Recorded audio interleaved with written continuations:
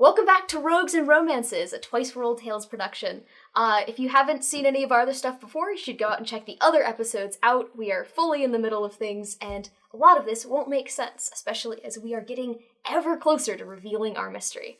I'm Linnie Schell. I will be your keeper for the evening. We are playing Regency, Call of Cthulhu, although we aren't using most of the Lovecraftian and the horror elements, and focusing mainly on the investigation. With me tonight are my lovely players, who will briefly introduce themselves. My name is Elliot Davis, and for the last time, I will be playing Brandoff Horsefinder, aka Bones. My name is Rowan McStay, playing Lenora Blackwell. My name is Phoebe Zimmerer, and I am playing Anne Waldron. I'm Jasmin Malave, playing the now fully understood as Sally Gibbs, just Sally Gibbs, barmaid. Sally Gibbs, barmaid. Esquire. Sally Gibbs, Esquire. I like that a lot. At least to the rest of the party. Your identity remains, however, well under wraps at Redworth Manor, which we will now move towards. Can you guys, what are your dexterities? Give me an arrival order. Are you guys going to arrive together? What's the... do you guys have a plan for how to arrive? Or I mean, I think I'm still probably arriving with the Potts, since that's who my invitation is. Like, I'm a member of their party. Sure. We have offered Mary Gilbert a ride. I think I'm taking that. Great. Yeah. So we're like Leighton, Lenora, and Mary are arriving together. Brilliant. Okay. I think Zachary is going to let himself in through the servant's entrance. Yeah. Great. He definitely could do that. So he would, and is he going to go upstairs and conceal himself? Is he going to hide somewhere? I think I give him the key to the study. Okay. So he's gonna... And I tell him to wait there until the evening's well underway to start fucking with Annette. Is Jessica going to come with you? I think I would ask Jessica if she is comfortable coming and tell her that she's not allowed to drink or eat anything. I think Jessica says, well, between you and me, it's not like I'm not old enough already. Like, what more can they do? They could kill you. They could do that. Yes. But I'm just saying, father time's coming for me. As for us all. So I think Jessica's gonna come along if you're interested. Yeah. I think Bones sort of is reticent, but feels better that she's there. Yeah. Yeah, she definitely could be deployed in some useful way. I assume you guys are leaving from our little luncheon meeting to prepare and then come back later. Oh, yeah. While they're gone, I just want to, like, a little bit of mischief, just kind of, like, put the mask in Mr. Gilbert's room, not where he left it. It's just, like, rearrange things, make it a little, like, delay him. Correct. No, absolutely. Yeah, and I think, it would be completely reasonable for you to be there and neating stuff up and, like, cleaning the hearth and such, so, yeah, I don't think that's an issue. Planting the poltergeist seeds. That too, that helps. And yeah, so you guys start arriving. As you guys are pulling up, you notice there's a lot more carriages. It looks like everyone has kind of come out for the third night. Looks like the Hillgroves have already arrived, most of them. There's so many of them. There are truly a lot of Hillgroves. God. Alright, so you guys pull up. It looks like the party is... there might be still a few more guests trickling in. It looks like you've gotten here before Frank Gilbert, who's been delayed. It looks like most people have kind of settled in. Yeah, I mean, I think I just want to, like, observe as much as I can. I don't know about you. Yeah, I'll probably... I mean, I'm not going to be able to, but Leopold's going to find me, but... Fair. That's so I'll true. try to slip it. That's so true. Yeah, you guys pull up. You see the two footmen, the same people who've been there. Isabel and Hubert Fenn are greeting guests as usual, but Leopold is also in the main hall, greeting guests as they come in. Amazing. Yeah, I think we come in. Leighton looks fabulous. We're talking feathers. We're talking, like, gems. We're talking, like, little bits of paper from his own, like, novels folded into, like, a mask with a bunch of feathers on it. Like, we're talking, he's Big Bird, but he's beautiful. He is a big bird. And Lenora shows up in, like, a pretty basic, like, lacy sort of mask. And Sally I've borrowed. has a mask borrowed as well, which I appreciate. And to be clear, I'm nobody tonight until midnight at least. Yes, of course. Yes? Yes, of course. Nice to meet you, nobody. My name Perhaps is Lenora Mary Blackwell. never arrived. Oh, okay. Oh yes, she's fallen quite ill. What a pity. Leighton, you look wonderful, darling. Bones did offer, I think, to Sally that if you want to use the Horsefinder name as a cover, you're welcome to. Because people might believe Bones just like has a bastard child. That's really clever, actually. I like that. I think I will. Miss Horsefinder. Are you going to introduce yourself to the Fentons as Miss Horsefinder? I'm going to not give a name at all to them, and perhaps anyone else I'll give that name to. Awesome. I know of your hijinks already. Not the most socially gracious name, but might get you out of a pinch. Isabel and Hubert Fenton, of course, are effusive in their greetings of the Blackwells, Leighton especially. Yeah, of course. Do come in, please. So good to see you again. You look incredible, and you look lovely. Incredible. Wow. It's just so large. Isn't it fantastic? He's so over the top. Truly, it boggles the mind. So they'll kind of stay there greeting, but you guys are free to fall in. Leopold kind of crosses over and says, Miss Gilbert? Shh. No, I'm nobody tonight. You've mistaken me for someone else. Ta-ta. I'm just gonna slip up. I'm gonna go the other way if I can. I'll try to go with you. This boy's so confused I know. all the time. Yeah, He's down bad. he's like, was that not Miss Gilbert? Is she trying to signal me? Is all lost? Is she going to give me up? He doesn't know. Oh my god, this poor kid. Was that flirting or have I been dumped? Oh my god. While he's working it out, I'll walk with the Blackwells. You wanna go with us? Wild. Yeah, you see the pianoforte as you cross. Oh, wonderful. Okay. Absolutely. Great. So then the pots arrive. I think shows up in road again. Accessories borrowed from Mary as well, and just as understated as she can be while still fitting the theme. You greet the Fentons and say, Miss Waldron, Mrs. Fenton, Mr. Fenton. dashing but reserved as always. Thank you so much for the continued graciousness as hosts. Of course. You see Leopold kind of in the background giving you like the side eye of, I'm not going to say anything, but do you have anything to say to me? You were very scary last time. Me? Yes, he's Never. Miss Waldron? Mr. Fenton. And then I will continue on with everybody. I think we make our way to the ballroom, probably, right? Yeah, I think that's probably where we're all headed first. Yeah, absolutely. I am trying to get eyes on Annette Fenton. Absolutely. So, pots to go over. Yeah, so, you guys enter approximately about the same time. As you come in, John Potts makes a bit of a beeline for Jane Hillgrove, who's talking to Beatrice a little bit. It looks like Robert and Spencer has still not quite sure how that happened. Oh, that's so funny. But it's almost like everyone who knows the two of them has decided that they could just dump them with each other. Like they deserve each other. Yeah, they're just like, you talk to him. I'm sure he'd love it.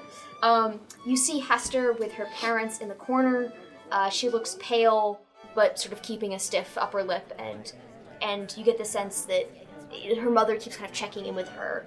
And you know Patty is the kind of person that would tell you that if you're in pain, it just means you need to suck it up and look prettier. So whether or not Hester tried to get out of it, she really would have a difficult time unless she was feigning, sort of telling everyone what actually had happened. And we know she's not going to do that. You see Annette Fenton sort of in the corner, being very surreptitious and not really talking to anyone. A couple Hillgroves floating around. But the first dance has not yet struck up yet. They're still waiting for a few more people to filter in. And yeah, I think that's where we're at. So you guys come in. What do you want to do in this moment as we're waiting for the rest of the guests to filter in? As you're waiting for the rest of the guests to filter in, Bones, you realize as you're watching the carriages, the income of carriages has started to slow down. So you think anyone else coming in is going to be like a straggler, someone who's late. Like, Wonderful. you kind of want to hit. Most people have arrived, but the first dance hasn't begun. If you're going to make an entrance of any kind. So, Bones and Jessica and Nigel Yes. arrive, and Stunning. as their carriage pulls into the driveway of Redworth Manor, you see that there's a little rustle to the carriage, as if something in the back is moving around quite a bit. God. Okay. And Bones pulls the footman aside and says, "We'd really love to enter through the rear, if that's all right. We have a rather grand entrance to make for the final gift for the Fentons." Great, Nigel, bring the carriage around the back. Sir. And you see Leopold comes out and sort of quiets the two footmen down and says, "I've cleared it with my parents. As long as there's no property damage and no one is harmed, as long as there's not a scene." I wouldn't dream of a scene, my boy. So it's fine. Just let him go.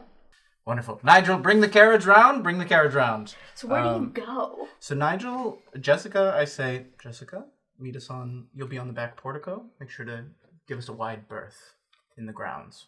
Always. Oh my God, what are you about to do? So me and Nigel ride the carriage to the back. Does guest 3 have a mask? And Bones, ever the showman, calls out to the guests inside and says, "Ladies and gentlemen, please make your way to the back portico for the arrival of the final night's guest." I practically scurry. Yeah, should be interesting. Anna's gonna go as well, but I still want to keep an eye on Annette Fenton the whole time. Okay. I just to be in like slight chaos mode, I go walk with Annette Fenton out to the back portico. Yeah, she's not. Is she not walking? She's not. She's like sort of like hovering so she can hear and see. Okay. But not necessarily like joining the crush. Cool. Then I'll go out with Leighton. Okay. So yeah, everyone crowds forward, even if they don't Excellent. actually come out. Absolutely. In honor of the strong women of the Fenton family, the matriarchs present, Mrs. Fenton, Miss Fenton. They just now come out. This creature, many think the male of the species to be what they might call the king of the jungle. Oh my God. But it is the queen that is most fearsome to behold. And you start to hear like bounding big steps like moving through the grounds, and then Bones pulls like a full steak of meat out and throws it in the air as like an older lioness leaps out and grabs the steak and like starts just devouring it in front of all these people. Oh my God. Jane Hillgrove faints. There's screams coming from like a half dozen people. Reverend Wallace also faints onto Dr. Brown. Isabel and Hubert Fenn says, well that's, Isabel says, well that's quite a show. Is it contained? Yes, it is well trained. It will roam the grounds under Nigel's care, and we shall leave instructions for its care after this evening. Perhaps our guest would be more comfortable were it to be caged for the remainder of the No, evening. you really don't I want really to must cage this insist. sort of beast. I must insist that it is controlled in my household. I assure you, Miss Fenton, it is well under control. I appreciate your assurance, and I Meanwhile, am it's just heartened. tearing into the meat in front of me. I'm heartened to know that you will remain with it for the remainder of the evening. Nigel And is not- my best man, and he will be on it. I cannot wish to cast aspersions upon your assistance, but I will not rest easy unless you personally take care of this. Sure, I will take care of it. Personally, by attending it. I will personally take care of it. I think she calls for the footmen. Oh god. So one of them definitely comes out and just like stands there watching you with this lion, which is just. And I think the lion has like a like gilded collar, maybe a little mask, maybe a little mask of a treat. And after she's had her meal, I direct Nigel to sort of get like the big leash for the lion and tend to her. Okay, give me, I guess. Yeah, do you have a lion token? Yeah, totally. Guessed. I also, as much as I can during that whole speech, would like to have made intense eye contact with Annette Fenton. Yeah, she's visible. Yeah. Are you gonna feed a net to the lion? The lion's more a symbol. What are you attempting to convey to her? Are you just trying to do intimidation? I think I want Annette to see that I see her for what she is. Which is a killer. Oh no, guys. This is really cursed. I think I'm waiting to retry. No, let's see it. You don't have to show the camera, but you have to show us. What the? Oh, That yeah! was That's honestly... That's really good. It's perfect. No, This does feel like Show map cam. like a Can you hear Emily wheezing? I think this really feels like just like the medieval representations, like there's a bunch of historical paintings of animals. Like no one could draw cats. Clearly haven't seen this animal before. Yeah. They got Bones' description and then tried to draw it. Like medieval lions, which is a great one of a shark. Anyway, That doesn't stop. We're all gonna know what that one is. Yeah. Like that's perfect. Not anything else, that's for sure. Great. Lions there. Unless something calamitous happens, is under the control of Nigel. Yes, this lion is trained as a lioness can be. So not. Terrifying.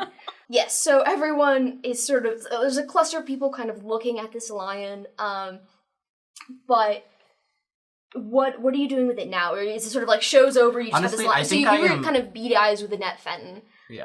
I think... Do I get anything from her?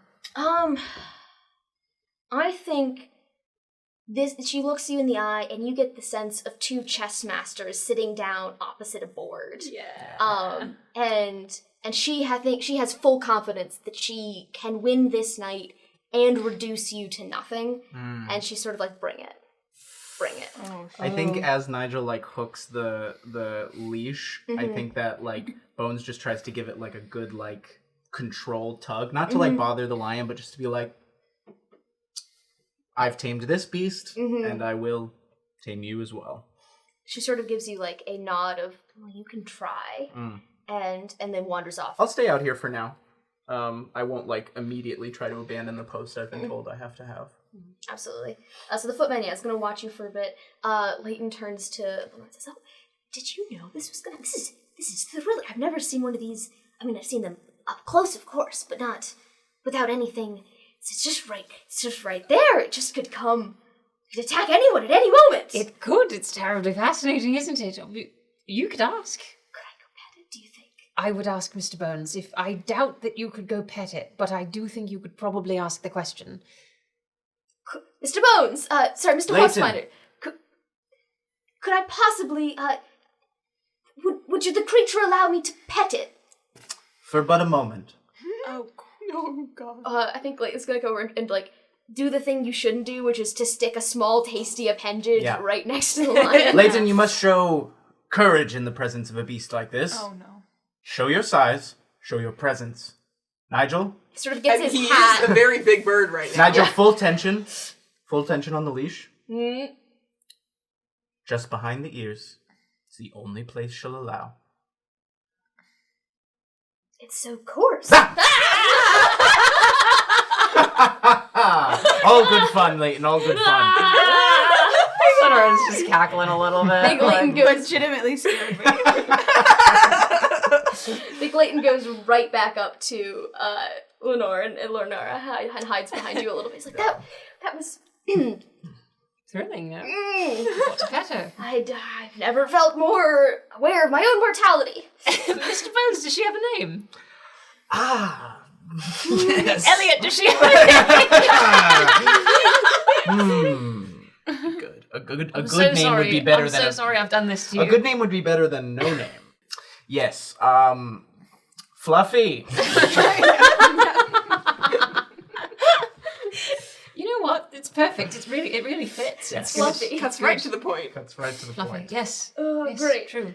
So the strains of the first dance are starting to filter through, and there's some people who kind of stay, but most of them kind of filter back out. I think Beatrice comes forward, but people who are there for more societal reasons are. Yeah. Make my way to the edge of the ballroom, still keeping an eye on Annette. Yep. Yeah. And that's... So you end up relatively near Hester. Annette kind of continues her watchful prowl, her gaze. They start at the second dance, so no one else is kind of waiting at the door, opening the first dance of the evening. And the footman is sitting there, making very sure that this lion does not enter the building. He's unclear on his brief beside that, but it's clear that is not happening. You can see Leopold is sort of like hovering around the edges, but trying very hard to not encounter the eye of his grandmother.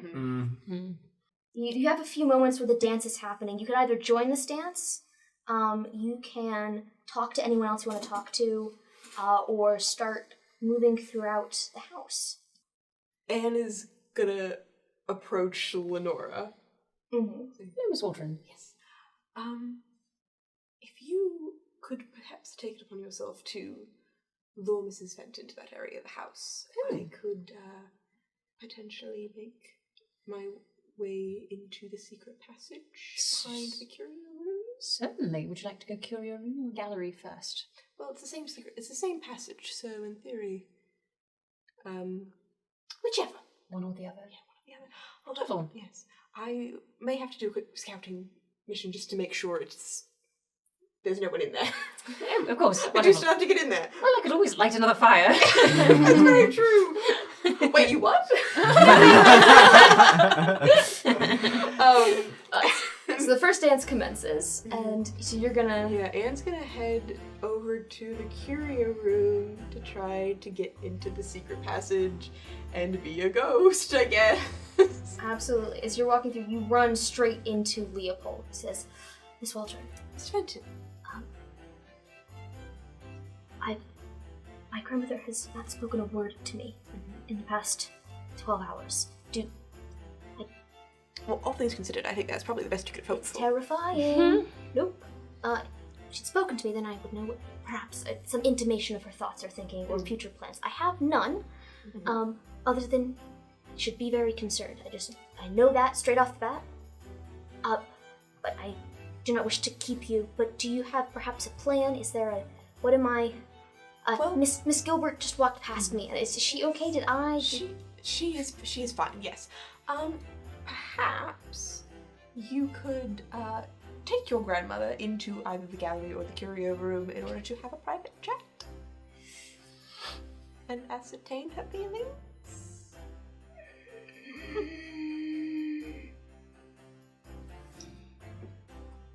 Unless that's too much. That could be too much.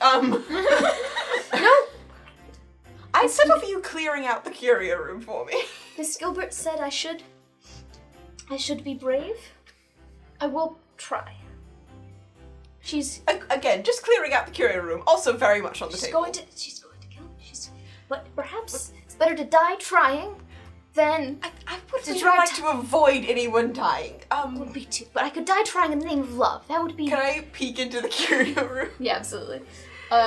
You see two of the Hillgroves, and a servant moving back and forth into the dining room. Yes. Perhaps you could invite the Davidsons to have a chat instead, somewhere that's not the curio room. Yes, so I could do that. Absolutely. Yes, that would be very helpful also. All right. He says, have you perhaps the macaws? They've been saying some very terrible things. Oh, have they? Yes. It's been quite. Yes, I'll go clear. Remarkable. I'll go. I wonder what could be causing that. Yes. Well, they are Mr. Horsefinder's macaws, so. Well, they only say what the kind of things they hear, and they are now, by the way, your macaws. Oh. I'm going to go get the Davidsons. It's very out of... Thank you so much. You see him walk, and it sort of remind them that the dance has started, and so not wishing to be impolite. They can continue past you. Miss Waldron. I was kind of like standing at the very front of the gallery, just like, oh, here's and then into the curio room I go, and into the secret passage. Amazing. I I would like to take. So I was told that there was a painting with the eyes in the gallery. I go, can I? Bloop. Yeah. Would I just take a quick peek in there? See what's... Yeah, you see someone you don't recognize, looks like some member of the gentry. Can I see into the ballroom through the open doors? Yeah, I think there's like 1 or 2 paintings, and they all have eyes you can remove. Cool. So you can just see... I got direct line of sight on a net. Oh, you do. You truly do. Perfect. Oh god, it's so good. Oh, you absolutely do. I think Lenora has the inkwell from before with the poison, and I think she takes a little detour, like a long side detour into the curio room and plants it in the mouth of the bear. Ooh. Okay. Very good. And like just leaves it in there. Maybe like opened. Okay. The scent of hemlock kind of starts wafting out of the bear's mouth. Great. And then we'll loop back around again very surreptitiously and engage Annette Fenton in conversation. I think you'd have time to do that as you see Anne talking to Leopold. Sally, is there anything you're doing in this moment? So you saw you're out here next to Jessica, watching Fluffy and everyone else on the lawn. Leopold's helping. I feel like I should try to go figure out the situation for the pulleys as sneakily as I can. The pulleys. Yeah. Should I help Zach? Yeah, what do you... so Jessica here will be able to give you any information about the house you need and perhaps help with that. Bones, do you have any plans after messing around, standing around with this lion? I think Bones tries to engage the footman into helping care for the lion. Incredible. All right, so you chat to the footman. So Sally, you're talking to Jessica, and she says, "Well, he once brought a lion cub, but this is the first time I've seen it fully all grown up. Oh, what a charming name, Fluffy. it's It's like truly speaks to the exterior, but not the heart within."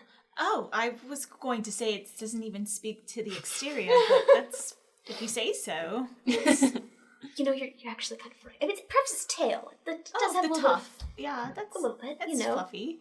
That's something. Oh, okay. Maybe it was Fluffy as a cub, right? Oh, yes, of course. I was wondering. So you know a bit about some of the systems here already. Absolutely. I mean, yeah. Perhaps you can take a walk with me, and we can maybe figure out the chandelier system a little bit better. Are you asking me to sneak around the house? I am. Cool. Excellent. And Jessica's going to have the same relationship with the housekeeper, so you guys can definitely go up the servant stairs if you want. So you see them, and the footman says, "So you have everything under control?" Yes, my good man. Would you come down? No, absolutely not. Would you like to toss a snack for Fluffy? You couldn't control the small criminal yesterday. A raccoon. A raccoon, sure. You couldn't. That caused an amount of chaos to this house that I am unwilling to risk being reprimanded again for. Young man, really, Fluffy is quite... I am 43 years old. I've been a distinguished member of the Fenton's household, and I do not appreciate you talking to me this way. I am your elder. I will call you young man as long as I wish. Fluffy is Not really helping. quite docile when she's fed. I shall bring you more meat to feed to her. That would be very kind. He gets a couple of servants who start bringing out platters of meat. Oh my god. But he's still watching you. Yeah, Put I that think lion into a coma. I think Nigel lets Fluffy off the leash, but is like tossing meat out into the yard for her to run around and chase and engage with. Lions can go through like probably 100 pounds of meat, so yeah. Oh god. definitely taking a while. They're very expensive to feed. Anyway. But it'd be so much cuter if it got full. It had a full belly. Yeah, it was on its back being all cute and tired. This is your NPC to do with as you wish, but I do think Leighton is enamored with this lion. Oh no, it is. And maybe trying to get in with Bones a little bit. Like, is it so clear he doesn't like him? No, I think Leighton's like, oh, I'll help feed it. Wonderful, Leighton. Yes. Come on down. Assist. Okay, I am assisting. This is interesting. Leighton, hold this piece of meat. Yes. Hold it out. Yes. Fluffy's on the leash. Yes. Just eyeing the Yes. meat. Oh, okay. Of course, I should hold it right don't here. do not Right wiggle here? it. Do not Wait, wiggle should it. Do not make I'm sorry, Fluffy I think can't. it is alive. I can't quite see over the mask. Please. Yes. Leighton, stillness. Be still. I am very Be still. still. I am very still. All right, Leighton.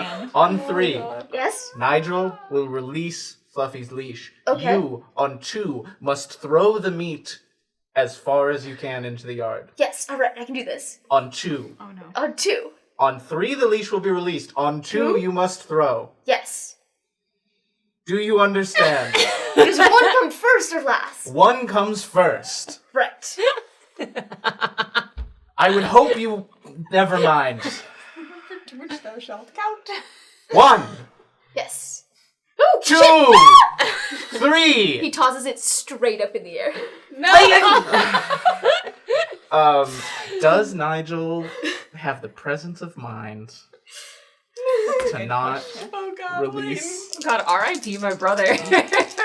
You see, I think Nigel has a dexterity of, he's pretty quick to help out. I think it's like 70. So, Okay. look at he rolls. Yeah. Oh, Okay. alright. Okay. Yeah, so He's Fluffy, like about to yeah, unwrap. Fluffy like releases out and catches the tail end of the leash and puts all his weight behind it. And there's this, Oh, brother. and the cat does not I think eviscerate. Bones also like gets under Fluffy, like has done this before where he gets out of the mouth range, but like puts his body into her body and is like, whoa, girl, all right. All right. Leighton, that's enough. Please head inside. Oh. Can I come back later? It was You quite can- fun. Look, the height. I can get much more height. Distance is what we're going for, dear boy. Distance. Nigel, could you grab the steak and give it a proper toss before Yeah. I release? Yes, sir. All right. You got this, girl? You got this? And then just toss her off as he As releases it the meat. continues, so Leighton retreats. He does not really realize how close to death he just He was so came. close. Yeah, He he just just did almost not. died. Did A not. way to discover that you're the writer.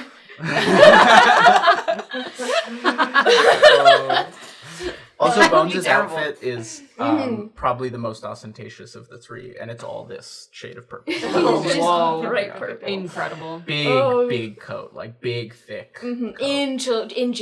In June. Yes. Yeah, like a decoratively big, like down to his like ankle length coat. Oh, so good. Yeah. Okay, great. So Fluffy continues to play catch with Nigel. Servants are continuing to bring meat. The footman continues to watch Bones. Probably not going to be able to get through here easily without some kind of distraction. You guys, Sally and Jessica, you make it up the servant stair reasonably quickly, and Jessica takes you to the kind of pulley and lever system. You guys talked about kind of things you could do with the chandelier, but this is the first time you're actually like going through the actual mechanics of it and explaining that to you. Okay, great. So is there anything you want to do while you're looking at this? What is your... And Zachary's still in here. Like, he won't be able to hear you unless you come get him. Right, I know that we're gonna probably just like attach him to it. Is that part of the plan? Sure. Alright, so I'm just gonna like I'm gonna take a peek at it. I just like to kind of like look at it and get an idea of the mechanics so that I can be helpful for that part and maybe prepare some knots on the bottom to attach him to. Yeah, absolutely. So you got that ready for... You have full understanding and control, so you could raise, lower, various things you could do as that may become relevant. Like a fly system. So, Lenore, you have gone around to talk to Miss Fenton, or to Mrs. Fenton. Yes. Annette, the Viper in the Grass, Yes. Viper in the Grass. as some of her schoolmates called her. Be a great title for the novel. Oh, you're so right. And you can see all of this happening through the eye holes if at some point you want to do something. Yes, Lenore, you see Mrs. Fenton very much, standing apart. You really can't tell what she's thinking. Incredible poker face. Amazing. All right. Mrs. Fenton, how are you today? Oh, delightful. How are you doing? Oh, Miss wonderful. Blackwell? I quite like your mask. It's very nice. She's got I'm not really inclined for subtlety, a kind of scaled golden mask that matches the rest of the gold masks the Fens are wearing. Snake, is it not? Oh, just something reptilian, I suppose. It's rather abstract. Oh, I rather love it. That was quite a display with the lioness, wasn't it? Yes, it's amazing, honestly, what wild animals are out there, what they will do to protect those they care about. It's so fascinating. I can't get enough of it. A student of nature, are you? I'd assume that would be more your brother's domain. Well, it is, but as an avid reader, it's always interesting to learn a bit more about the world. Oh God, I feel observed in a way that I feel uncomfortable with. Well, I was wondering. You'll have to forgive me. I'm rather a terrible dancer, and I would quite like to hear your thoughts on some of the art in the gallery. I was noticing some of it, and I'm curious about some of the work in there and some of the things in the curio room. Would you mind showing me around a bit? I haven't been shown around by any of the hosts, and I'm curious about some of the things that are in there. It's like the weakest, like. Well, I think. Are you attempting to convince her that this is your reason? Like, do you want her to believe you, or do you just want her to go with you? Oh, that's really interesting. I mean, I think it's kind of a weak reason, to be honest, but I don't have a lot of reasons to get her in there. I think without effort on your part, she's going to think, this is strange, but also she's not previously clocked you as in on this conspiracy, right? So by inserting yourself in this way, I believe you've made yourself visible officially to her. Ooh, okay. So she is going to follow you just to find out what you know. Okay. In that case, I think what I'll do is make it clear that there's an excuse being made. And be like, would you mind showing me around the curio room? Oh, well, of course. I'm very proud of the art that we've managed to salvage and acquire, so. Would we know that she's kind of an apothecarist or anything like that?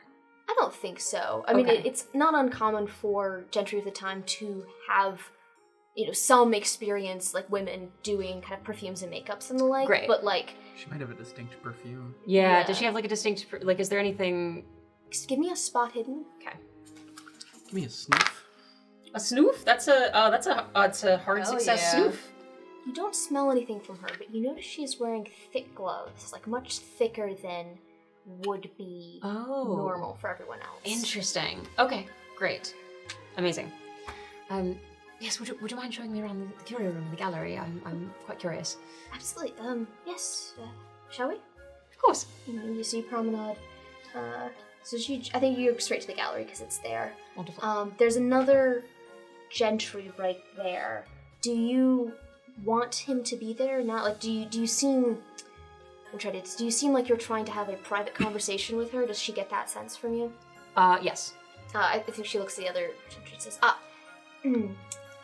Mr. Hamilton, yes, if you wouldn't mind. Oh, yes, thank you. He's terrified, doesn't know why he's leaving, but he knows he's leaving. Continues into the ballroom. Mrs. Fenton, I'm terribly sorry. I've brought you in here under a bit of a pretense. I'll have you. Yes, I don't know if you could tell. It was a bit of a spotty lie, to be honest with you.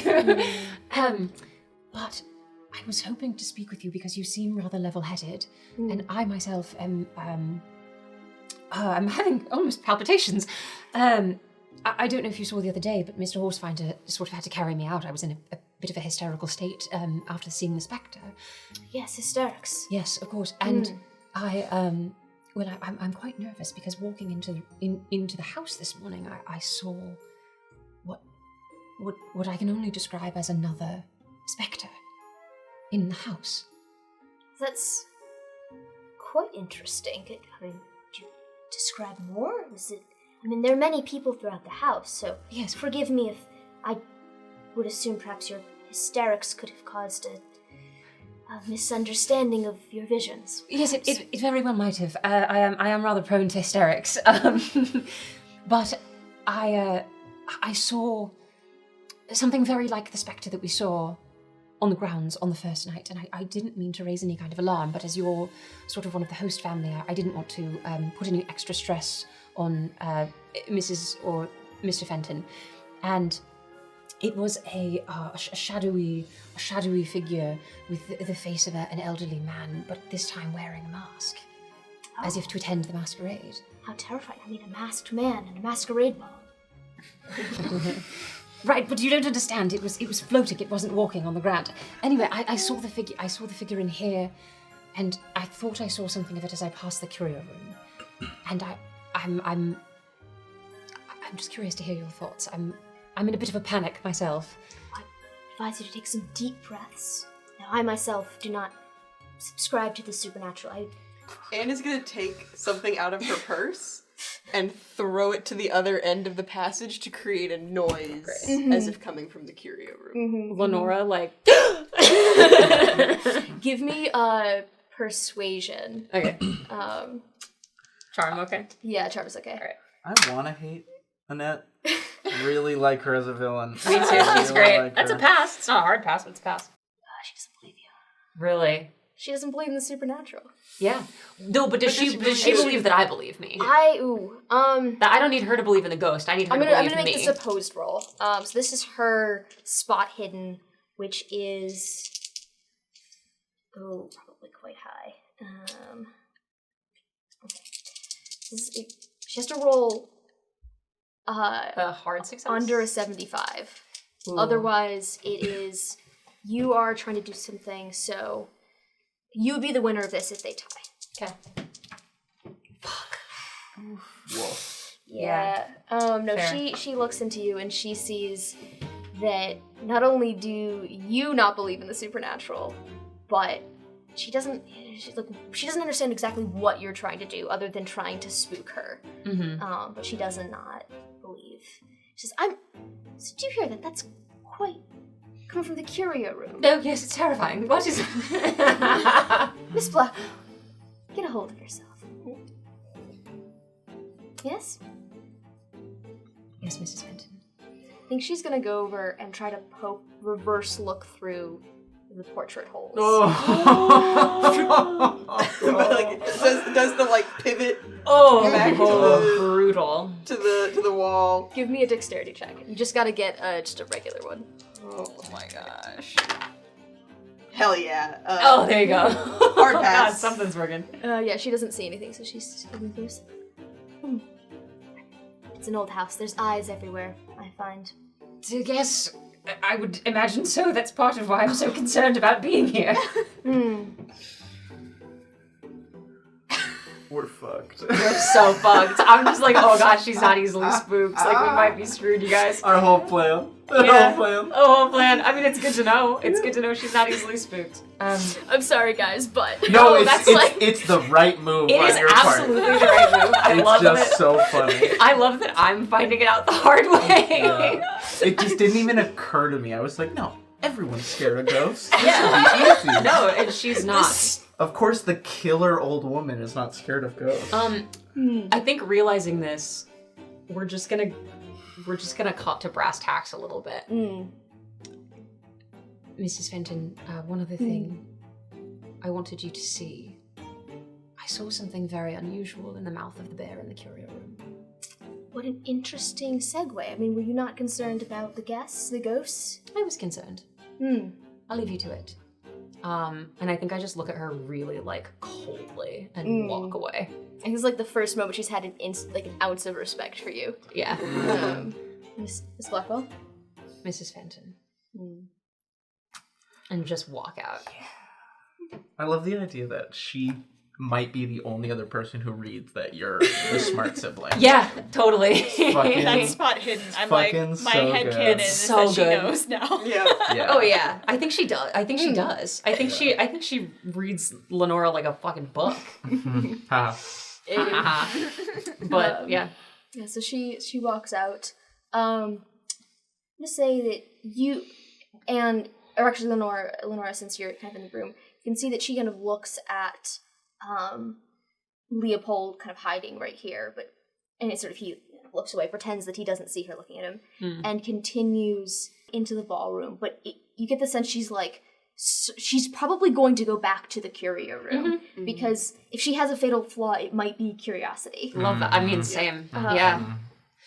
I just look in the portrait holes. So sorry, Miss Waldron.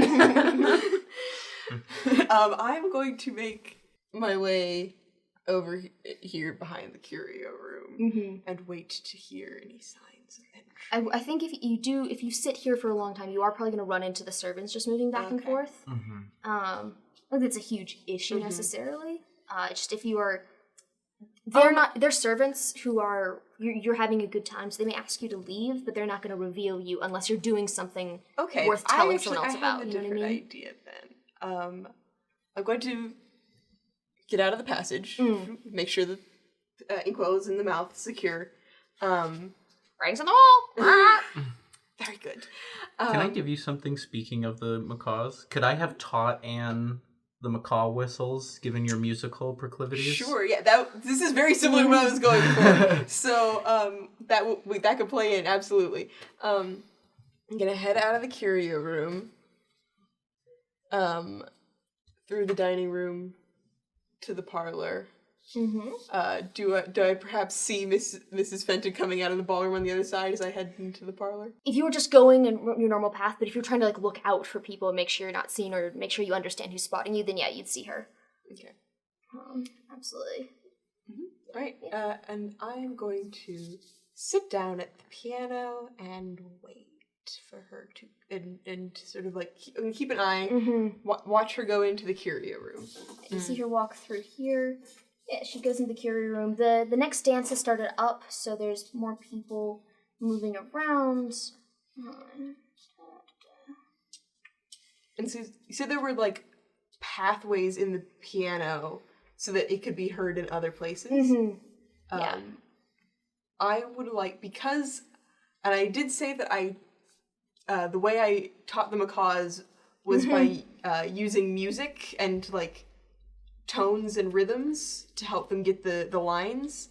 I would like to just play a few notes that are reminiscent of what I was sort of singing to them in order to get them to a call and response. Ooh, yeah. Absolutely. Once Annette goes into the room. Oh my god, these Gosh, who knew? What? Their little outfits. Their little outfits. This is the big finale. All right. Yeah, so you play a faint couple of notes, and you can barely hear them, but you do recognize the distinctive tones of the macaw whistles. Sally from upstairs, you barely can hear them. You just hear a few notes. It's almost too faint to hear. Lenora, definitely from the other side of the room. There's no way to see between these two. But you definitely hear this, especially without the noise of the ballroom to distract you. And you hear maybe a few steps, the faint trill of the piano, and then the macaws go kind of nuts. Oh god, yes. Okay. So you hear a lot of just very macaw sound. You gonna raise? And you also hear you'll be next. You'll be next. I'm gonna roll. Oh my god. Let's see. How frightening are these macaws? So they're not very intimidating, but there are a lot of them. So I'm gonna say, I just need to clear a 50. Birds are scary. Clear a 50 to be scared of this person. Yeah. So it's not so much that any one of these birds is terrifying, it is the sense of aligned purpose with which any flock of birds becomes from one small dinosaur to an actual problem. So there's, you'll be next. And then, I know what you did. I know what you did. You know the pressure plate thing with the teeth where you take one out and it snaps Yes. down? Lenore has replaced the tooth that snaps with the bottle. With the bottle. I think... Ooh. If I've heard the piano, I also will start making my way back downstairs, but like that can be secondary later. Okay, so you're good. Do you have any words for Jessica, or are you just saying she's going to follow you? Oh, Jessica, tell Zach how Yes. we've prepared. He's hiding in the drawing room, in the secret office. Oh, so I should too go hide in the secret office. Yes, please do. Okay, We'll be back. He knows the interrogate him about what is he doing with his life. He can't escape me. Okay, that's fine. Yes. Enjoy. All right. Poor Zachary. Now he's just stuck before with she his grandma. leaves. Yeah. Before she leaves, one last. Do tell him that Anne Waldron says hello. And just My dear Miss Gibbs, I will. Well, that would just go Rogues entirely, and romances. entirely over Anne's head. All of this is going. All right, so you head down. Great. So I think. So none of you can see what's happening, but you hear the sound of a quiet sound of deliberation of someone standing there deciding what she's gonna do. I think you hear the sound of crystal scraping across a tooth, and then the sound of jaws snapping shut. And then see if she gets caught in it. Her dexterity is pretty low. It's probably like a 45. Oh my god. This woman is She's scrappy. stone cold, and I love her. yeah, she's ready Terrifying. for everything. And now I've threatened her. Oh, like feeble hand reaching and then just like boom. Yeah. Oh, problem. so good. You hear the sound of the jaws snapping shut on nothing. Lenore gets the fuck out of Dodge. yeah. Yeah, actually, you see, where's the fuck out of Dodge for you? The fuck out of Dodge is next to Leighton. Lenore goes and cowers next to her brother. He's talking to Patty Hillgrove, not looking like he's having a great time, but she's talking mostly about Quentin, making some rather perhaps premature remarks about how wonderful we really are expecting a marriage proposal anytime. They have danced every single dance together. Oh, Miss Blackwell, we were just. Isn't young love just so wonderful? Yes, it's all well and fine. Leighton, darling, have you seen Mr. Bones or Miss Gilbert or Miss Walton? Anyone? Well, Mr. Bones is outside with Fluffy. Wonderful, goodbye. As you walk out, you hear Patty say, "You know, Mr. Blackwell, I've been remarking that your books could do with a bit more romance." Nara throws up in her mouth a little bit. So you're gonna head straight out to... Yeah. Miss Blackwell. Mr. Bones. Hello. We are in the shit. Oh god. What is it now? I fill Bones in on the fact that Annette is not going to be scared of anything, and that now I've threatened her. I don't know any of this is going on, and I'm going to try to look for the rigged chair. I'm just going to continue on with the plan. I don't know shit. We are sort of fucked. She's not scared of anything. Well, I suppose we must hope she's scared of a lion. Well, we can dream. And he sort of undoes one layer of jacket. You see he has like a harness on. And he's going to hook Fluffy's leash onto the harness. And he's going to walk inside with Fluffy. Oh my god. The footman is gonna say, sir, you can't. Mrs. Fenton was very clear. Grounds only. Grounds only. This is. You cannot bring a lion to a ballroom. Do you want to continue to stand between the lion and where it's going? So no, I don't. But Wonderful. Then I understand, suggest there's a you real move lion. aside. I think he's gonna run for the other footman. Great. And with like a whispered conversation at Isabel, who is then gonna come moving towards you as you're trying to enter. Sally, Meanwhile, as you're... Anne has started playing the spooky music. Oh God. Anne's playing the spooky music. You see Annette Fenton re-enter the ballroom and looks like straight at you. Like she's like intently watching what you're doing. At the same time, Sally, you hear as the footmen are running to you get the second footman. You hear Mr. Gilbert arrive.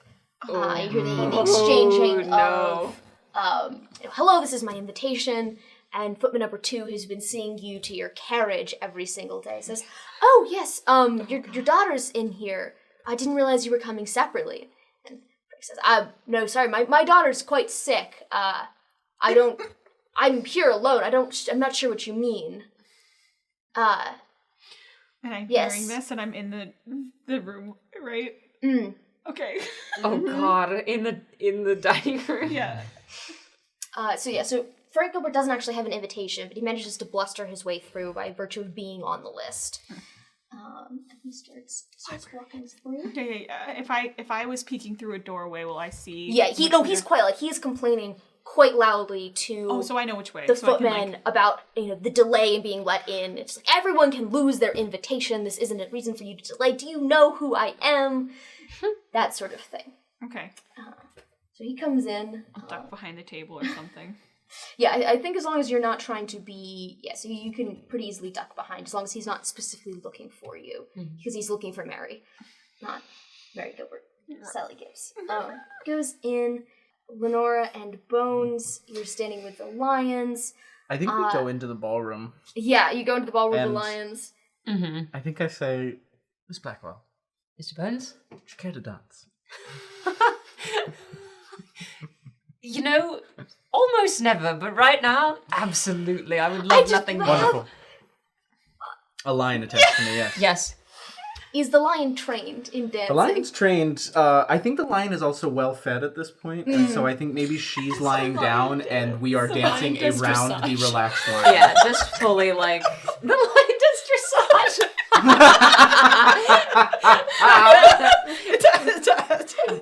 Like it's making its little biscuits and I think we just have a little dance and just clearly So like happy. staring daggers Just at like, Annette. yeah, and also there's just like a full circle of space I imagine everyone is giving us. Yeah, it's not... That is an unhinged choice. That's its own thing that's happening. It's not... so that's...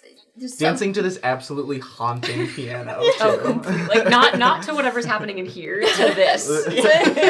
You can see everyone's like looking around, but it sort of drowned out the It's band. the Exorcist theme. Oh God. Tubular Bells, the Tubular first non-lyrical and electronic music to win an Oscar. Anyway, Holy Wow. Lenora's like ducking the beak in Bones' mask. Like, When I duck under the haunted, does table, it? can I see if she just accidentally sees which chair has the mechanism on it? yeah, are you gonna like look for it? Yeah, give me a spot hidden for sure. Yeah, like maybe I'm just like stumble upon. Ooh, that's pretty decent anyway. Spot Yeah. hidden, it's a hard pass. Oh, absolutely. So yeah. you would have gotten a description from Jessica about where this chair was. So it's at the head of the table here. Great. Sort of the idea is to eject any unfit masters who may claim space at the head of the table. And you see that sort of you can trip a mechanism such that it is latched, so the next amount of weight put on it will eject it. So you could trip that if you wanted. I've given up on decorum. I'm going to drag the chair into the ballroom. But everyone's looking at the lion. I'm just going to start bringing the chair. It's quite a heavy chair, That's yes. fine. I'm going to need a reputation roll for your Yep, dress. yep. Sure. Oh my god. big swings, y'all. All right. Nope, that... Yep, so Sally's dragging a chair in. Sally is I rolled a strong. 12, by the way, so that's... Yeah. Is it just making like a... I think over the sound of... So the sound of Anne playing successfully drowns out the sound of Sally moving the chair in. The band that has been playing hears this music, and it's sort of one of those that like, well, I don't know, we can't keep playing. So some of them are like trying to accompany you in this haunting melody, and the rest have stopped playing. So it's very, very eerie. You're keeping reasonable time, so everyone is managing to dance. Keeping a wide berth. You do notice that someone Anne perhaps would know is Frank Gilbert, but the rest of you don't recognize. So a man you don't recognize comes in and starts talking to Leopold Fenton with Annette Fenton, and looks very upset. And you can see Annette Fenton, nothing, you're not sure what she's thinking, unless you want to give me a psychology roll. But Leopold goes through several series of emotions right there. Oh my god. Wonderful. It's brutal. Okay. I think while we're dancing, I'm just like, Lenora, Bones, what the fuck are we going to do? we are fucked. We just might be. What's the play? I don't... At this point in your novel, what do you think would happen? What? Sorry. At this point in... No, you know what, Lenora? I know you write those books. Mr. Bones. And you are a fool for thinking that I wouldn't. Anyway, what on earth would happen next? Mr. Bones, I need you. You have to promise me that you will never tell anyone about it. I would never. This is all I have. I'm attached to a lion. Mr. Bones, I need you to understand that when I speak, Lenora. no one can fucking hear me. I understand. Your secret has been safe with me, will continue to be safe with me. I need you to put your writer's brain to work and help us get out of this shit. I'm trying, all right? Look, I'm just not that fucking clever, okay? So... Goddamn you, you're extremely clever. Oh, shut up. All right. Look, we're not going to be able to scare Annette. We might be able to scare the rest of the crowd into giving at least some attention. So all we have to do is draw the attention of the crowd enough that we can actually present evidence that Annette has done what she's done. Turn the crowd against her. Exactly. All right. It doesn't have to be about scaring Annette. Annette is unflappable. Yes. So all we have to do is turn the crowd against Annette to the point where we can present enough evidence that shows that she's done it. It doesn't matter how she feels about it, as long as the crowd buys in.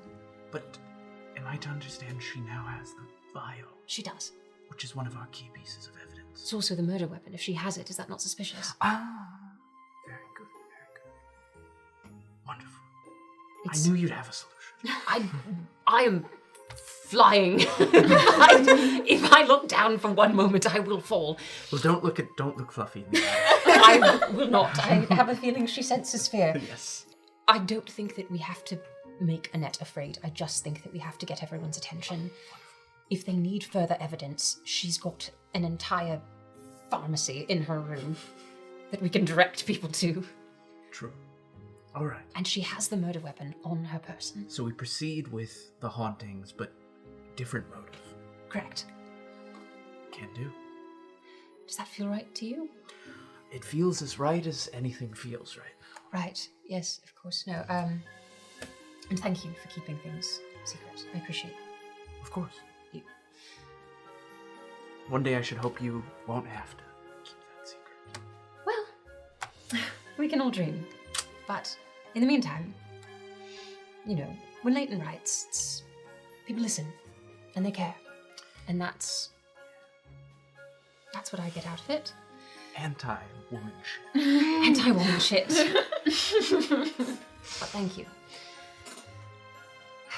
I think we just have a nice little, we just a nice finished little dancing, dance. right? Yeah. Nice, finish dancing, yeah.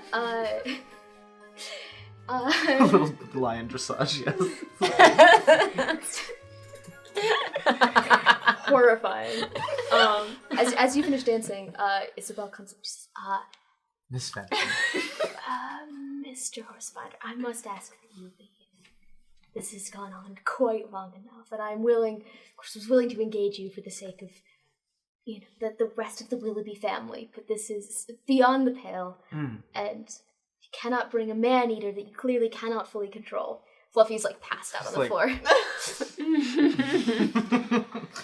The missile is eaten. I appreciate the words, Mrs. Fenton. I think I'll stay. She's kind of in a pickle here because she makes a scene. She's made the scene. I know. And as long I think as Bones knows that fully. Yeah. That people will, out of decorum, not throw him out in a real way. yeah, you call her bluff, and she sort of blusters. You should stick around for the evening, I think. Where else am I possibly supposed to go? It's a great question. Oh, the prancing pony is lovely. I'm Miss Blackwell. I'm sorry. What? Mrs. Fenton. Sorry, I've gotten a bit in my cups tonight. perhaps, if I may make a suggestion, you would want to go consult with your brother rather than continue to dance with a man with a lion on the floor. I don't think it's lying on the floor. I rather thought it was dancing. Big beat. That joke is going in the book. Oh my god! I think Lenore's just had it just about up to fucking here. I think she's done. Oh, that's very good. Very good. God, you get advantage on whatever you do next. Yeah.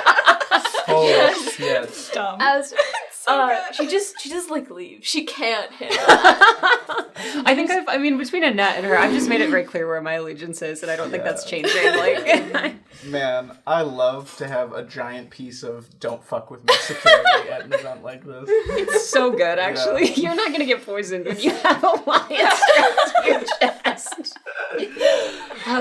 I think I'll take Fluffy into the main parlor to connect with Anne again. I'll let Sally know. Okay. I'm probably turning the corner of Yeah, the yeah. chair at this point. So are you both gonna walk out this way? Or are you? Yeah, I'll find Sally if you find Anne. We'll into her. fill the other two in. You basically bump right into Sally, dragging this chair. Hello. Miss Gilbert, I found it. Daughter. we're fucked. We're fucked. Yes. Ah, yes, we are royally fucked, as it were. Ah. Maybe not as much as we thought, but we were a little bit fucked, for What's sure. happened? The good news is that I am sort of ban-proofed myself. You're ban-proofed, and then I see the thing, and I'm like, oh, we've brought the lion in. She's still dressaging. What a well-behaved creature. Like I said to the footman, once she's had her dinner, she's really quite docile. Oh, well, that's lovely.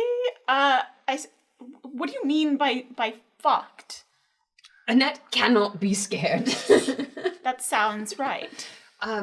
We cannot spook her with the booby traps. Saw that. Perhaps we can launch her with the chair then. Oh, we could kill her. Let us go talk to Anne. We need to speak with Anne immediately. Who's this? This is a servant. As soon as I walk in, I just look at him and point out the door.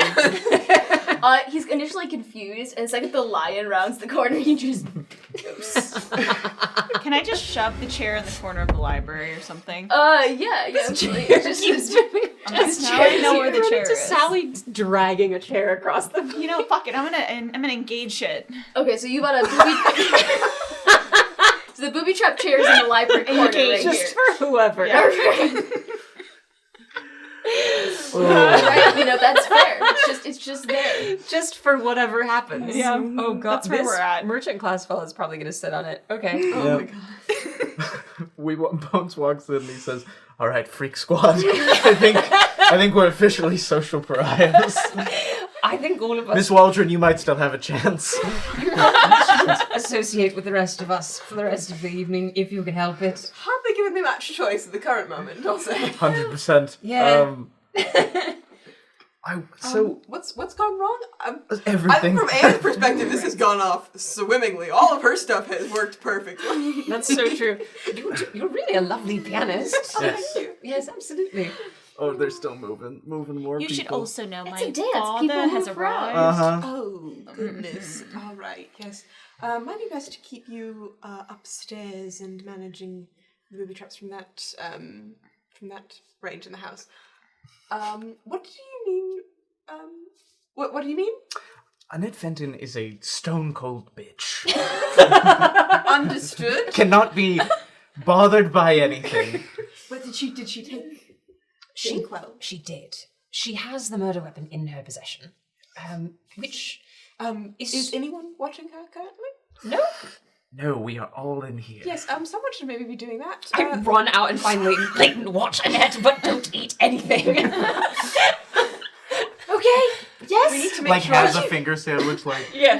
Don't eat anything, don't drink anything, do not find yourself in a room with her. She will kill you. She knows that I'm onto her. You need to watch her. Do we need to leave? Don't die, and then runs away. I love you. Oh. we need to make sure that Inkwell doesn't make it onto somebody else's person. Oh. I wouldn't put it past her. Exactly. No, of course. Oh, I'm so nervous. Oh god. So, Miss Waldron, this piano carries sound. Yes. Clearly. Do you think... Idea. Mm-hmm. If we were to be able to get Annette in her hubris to admit to the crime in this room, could we carry that sound elsewhere in the house? Do you think you could rig this piano to carry a human voice? Oh, now that's brilliant, Mr. Burns. I can make a music check to find out. Yeah, absolutely. Give me an instrument check. That is just clever. I love that. Yep. I'm gonna push it. Yeah. You Okay. gotta. Yeah. What are you gonna do to push it? I'm fully getting under the, Yeah, I the think- piano. Yeah, you might risk damaging it Mhm. if you fail this, but That is a hard pass. Yes! Yeah, it would take some work because a lot of the resonance is from the hammers striking pipes. But it certainly would be possible to, if you could get her close enough to it, to sort of to remove some things internally and create like a sort of an echo box that would get enough of the sound to the pipes. So good. Like into the ballroom. Mm-hmm. Miss Waldron, if I may, your talents are wasted on politeness. Absolutely. She fully just gets under the piano and starts moving things around. Just like full construction sounds. Yeah, full construction sounds. So this should be the acoustic sweet spot, as it were, right here. Would it potentially be possible to get that chair sitting right here? Oh, and run over and drag it back in the direction from whence it came. Give me a stealth check. Yep, that sounds right. Will it launch as soon as she sits down? Because we do need her to talk first. That is currently its setup, yes. That is a hard pass. Yeah, you can drag this chair anywhere you want in this area. No one will notice. Yes. Sensitize it. Yes, you can undo the trigger. So you drag the piano bench away and put the dining room chair in its place in front of the piano. Yes. Okay, gotcha. I don't know the best way to go about this. I'm not, believe it or not, folks, I'm not much of a people person. I know, shocking. But I do have the personal angle with which to appeal that may get her in a cocky sort of putting me down. Do you think? Potentially, if I engage her one-on-one in this room, she might get cocky. I don't know. She doesn't care for me much. She may want to stick it in my face that she murdered my friend. Perhaps. I think it's entirely possible she could. I think she very well might be after Hester tonight still. Yes. I'm thinking in terms of bait. Ah, yes. Good point. She also knows that I'm on to her now. Additional bait, if needed. But if you think you can get her to talk... I think I might. It may prove interesting if our Spectre arrives a little early today and quiets the dance floor. Yes, maybe draws their attention. Oh, perfect. Sort of, Yes. calls it like, there has been a murder, my murder. I and have then something to say. And then Annette's we can rig the... And then And Annette's then voice starts Zach to come through reveals, the pipes. at that point, Zachary could reveal himself as it was all a show because the proper... Yes, of course. Oh, when the proper inheritor emerges victorious, it's beautiful. Oh, you can't write this. Well, you could. Oh, I write the books. Marvelous. Yeah, you can't say anything. It's a whole thing. But anyway, Very So- well, Miss Blackwell. Very well. Thank you. We need to stop talking about it. So what should we do? We need to I mean, in an Leopold? ideal world, that happens at midnight. Do I We see can't Leopold? wait that long. That close to all this? If you guys are if you're making Is a somebody lookout, watching the door, maybe? yeah, I mean, because people have been moving about, Yeah. so as long as someone's watching, you'll notice the approach of Leopold. Anne is underneath the piano. I mean, Leopold might be the way we get Annette, That's actually like, to go somewhere. he might also be able to get her to talk. It's also possible. He's in on it. Oh. Right. She may be willing to say something That's interesting. true. I think if he's in the room with you, you run a greater chance of getting a... That's fair, Or because perhaps he if can he- corroborate what we already Exactly. know. Interrogates her just by himself and sees if he Right. says anything. If he talks about being, I mean, he would have to implicate himself, of course, but... Yeah. I think what, probably without checking, you guys can tell that Bones also feels he needs to say something to Annette anyway. Yes. This is also personally self-serving in Yeah, that way. for sure. So. And I think we all want that for him. Yeah. Give me a spot hidden. I do also genuinely think you stand a better chance at a confession with Leopold. In the You room. and Yeah. Lenore. Spot Lenore. hidden? Yeah. Oh, God. Okay. Oh, that's a 10! Terrible. Which is a hard success, but not a extreme. Yeah, you absolutely notice Leopold. It looks like he's been searching around. So he has kind of the air of someone who's like looking high and low for a person. I think I all of a sudden like feel a little tug of Fluffy, who's just like looking at Leopold out the door. I say, "Young Mr. Fenton, come in." All of you, right here, together again. I'm drawn back to... Your favorite people. Yes. Hi, Leopold. Miss Gilbert. Miss Horsefinder this evening. Yes, I guess if we're laying our cards on the table, it appears that you are not, in fact, Miss Gilbert. Unless that is your father who has just showed up looking for you. About that, we'll have plenty of time to explain everything, but we actually have another favor to ask. Time may be of the essence. I meant what I said about righting the wrongs that my family did, but I believe you made me some personal assurances that I am starting to doubt at this moment. I apologize for dragging our affairs out in public, but it does not appear I might have a chance to say this in private, as you've, again, been dodging me. Oh, I assure Sorry, you, yes. we do plan on making sure that people understand that you and Hester don't really have anything to do with this, that your grandmother is almost solely responsible for manipulating you. I would say, Miss, what is your name? Miss Horsefinder, It's Sally. Miss Sally. To be clear, that was not the issue that I was speaking of. It was more of the looks at everyone else. I know what you're trying to say, and we'll talk about it later. I just need to know if you're going to help us. I promise I'll explain everything. I will help you. I just find for reasons which I am sure are clear, can no longer be interested in your explanations. Yes, what can I do to help get my family out of this mess? Bring your grandmother to this room. Yes. So not the curio room, this room now. This room. And we need to at any moment after the toast, before the toast? Before the toast. Shortly before. So the Toast way at that midnight. There's a unmasking and the toast. Yes. Final.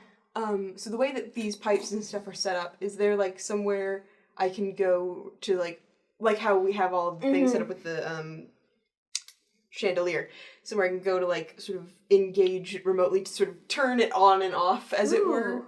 Yeah, good question. I think a lot of it is just kind of built into the piano itself, which is sort of in a kind of has a hood that goes up into the ceiling. But presumably those pipes all like go somewhere, and they might have valves or something in them that could be... I think like under the piano you're gonna have access to that. In terms of turning it on and off, like you could just leave it running, so to speak, and as long as no one was talking in front of the piano, no one would know that the piano was recording, was projecting sound. Okay. If that's what you're worried about. All right.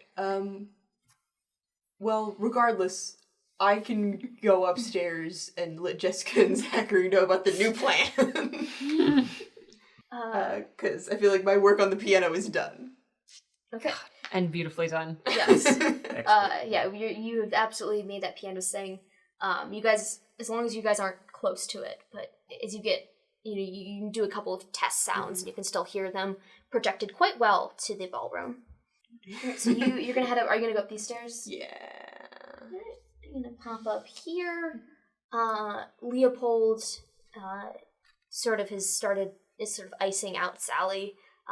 Generally dressed in. Is there anything else that I'm gonna go breathe deeply until and collect myself until the toast should. What's the timing on this? In the final song before the toast, send your grandmother in. Send her. Do I come with her? Make sure she makes it to this room. Probably have to come with her. Then yes. And then she'll probably kill me, so it better be worth it. Yes, you will be in the room with me and her. Me and her, not I. Me and her. Me and her and you will be in the room. And I. And Fluffy. Puppy dressages.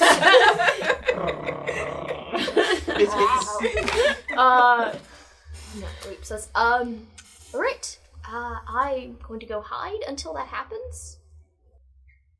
And make my peace. Maybe I'll go talk to Reverend Wallace. I've never made my peace with God. Mr. Fenton. Mrs. Blackwell. I was serious yesterday. You have our protection. I understand that. I just don't know how much it will be worth. Good luck. He heads out to hide in the library. There. All right, you three are with Fluffy in the parlor. I've royally screwed that up as well. Those things are workable. I'm sure he'll understand. All right. Is there some way I can help with the grand reveal? Make sure that everybody is in the ballroom to yes. hear. Okay. That we can do. All right. Beatrice could maybe help with that. Mm-hmm. She seems very, Beatrice is- commanding. Oh, true. Oh, yes. I'll go find Beatrice and we'll have a chat. Absolutely. Alright, so you're gonna go look for her? Yeah. Yeah, I think if you wander through here, you find that she's also kind of in this area. You're doing that, Lenora Bones. Anything you're gonna do? I think Bones is gonna settle in. Yeah. Nothing else you need. No, you're welcome to stay. I don't know. I think it's a conversation the two of you need to have. Yeah, me too. Good luck. Yes. Thank you. I head out. Yeah. You gonna go to the ballroom? Yeah, just go Walk down take your brother's take up way. less space. Yeah. Great. Annette Fenton's eyes find you as soon as you come in. She's just looking at you. I smile at her, yeah. Just hello. Do you think it's a convincing smile, or do you find her still frightening? What do I roll about it? Power? What is it? Yeah, give me power. Absolutely. I'm scared of her. Which is probably better for us, but Oh yeah. She is terrifying. Yeah. She is a scary person. start dancing with Layton. Great. Anne, you walk up to the secret door. Knock on it. You can knock on it. Creaks open. Jessica and Zachary. Zachary's, Miss Waldron, thank God you're here. Oh, well, yes, well, there's been a bit of a change of plan. Excellent. Annette Fenton has proved unflappable. Ooh. So we Bit are of a taking rumble? a different approach. We will still need you in the guise of the departed Mr. Boulter. Right, I can do that. Just looks like an old man. Upon the cue, we need to give you the best entrance we possibly can into the ballroom, so that you might draw everyone in attendance's attention and have them go quiet, such that we have rigged the piano to deliver sound from its location to the ballroom. Oh. And You're so very clever, Miss Waldron. oh, thank you. All going according to plan, Mr. Horsefinder should be able to wrest a confession from Mrs. Fenton in that area, making it audible to all in attendance. And thus displaying the truth Yes. from her, from the horse's mouth. Exactly. So what we need from you, as someone who knows the house, what is the best way to get you into that ballroom? Well, Or the most dramatic? I mean, my understanding was I was to descend from the chandelier, with the spectre of old. Excellent. How do we do that? How do we make that happen? Well, there's the pulgi. Oh. I could somehow affix me so there's a counterweight, so that I leap out, I float gently to the floor. Great. Okay. All The right. phantom of the ballroom. Oh, yes. Okay, right. Sorry, I was very confused as to how that was supposed to work, but I think I get it now. All right. Excellent. Once Isabel gathers everybody for the toast, we will... Descend? Yes? I was A light? Yes, those were all words I was Float? thinking of, but they didn't feel grammatically correct in the context I was about to say them. It's besides the point. Impose? Sure. Intercede? Yes, all excellent words. Oh, thank you. Now, yes, we will send you down into the ballroom, and the show will begin. Okay, I'm gonna do some breathing exercises. Yes, thank you, Miss Waldron. Of course. And Jessica kind of peers over her shoulders, like, sounds like it's going great, you two. Is there anything I can do? Actually, it would be lovely to have like a bit of a lookout for when things are going to get started. Oh, absolutely. I could also come up the servants' stair. So don't want to be seen, so perhaps I can just lurk here, and then if anything's happening, I'll be able to tell here or here and give a call. Let's get him set up. Yeah, right.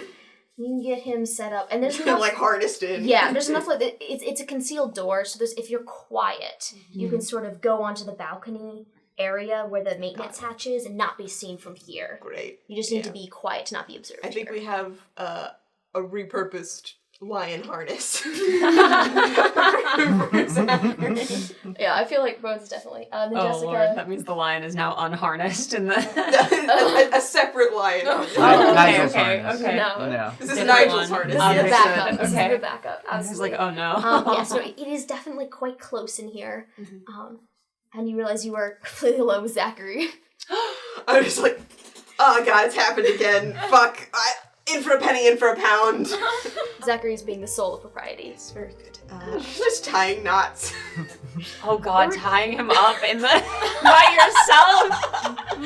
No! The thought does cross your mind that Whoa. you're not even sure the old Anne Waldron would recognize you now. Anne thinks back a bit to what she said to Jane at the last ball about how to find courage. Oh. And realizes she is maybe acting a bit more like her new friends than herself in the last 24 hours. Does this feel good to Anne? Or? And maybe that feels good. Rebecca's like, wow, you're quite good at this. It's all just string is string, you know, and I've been embroidering things since forever. And just kind of get him hooked up and this, like I'm sure there's like weird little buckles. It's a lion harness. It's a lot, and he's in full like death mask makeup, and like wearing a very stuffy old suit that has been tailored to fit him, but not really in a flattering modern style. Nope. So good. You could almost, and you could hear Jessica cackle a little bit as she like shuts the door on you two and goes. Oh, it's so good. Great, Sally. As you're walking through, you run into Beatrice. Oh, Mrs. Hargrove. Ah, Miss Gilbert. Just had a rather interesting conversation with Mrs. Fenton and Mrs. Fenton. Is there anything you wish to tell me? I suppose you've met my father. Have I, Miss Gilbert? Yes, about that. I mean, I admired your audacity, but this is perhaps cutting it a bit close. I do understand. I'm sorry. I apologize for the ruse. I wasn't actually invited. To be entirely frank, I thought for once I might enjoy myself at a nice ball. I never intended to come to the other 2 nights. But if I may be completely honest, we've uncovered a bit of intrigue over the course of the night, me and my new friends. Ooh, she's torn. Intrigue. Yes. I know. We have reason to believe that the previous head of household here was actually murdered. I mean, Mr. Willoughby? Correct. Was... Ooh. That's terrible. It's quite terrible. I do you've again become caught up in it. I have become a bit caught up in it. Otherwise, you wouldn't have seen me again even last night. Again, I'm very sorry to put you in such a position, and I would not suggest anything else, only if this makes sense for you. We do have a bit of a plan to unearth the mystery in front of everyone, so everyone may be aware of the truth of what's happened here. Yes. And in order for that to happen, we really must have everyone in the ballroom for the final dance.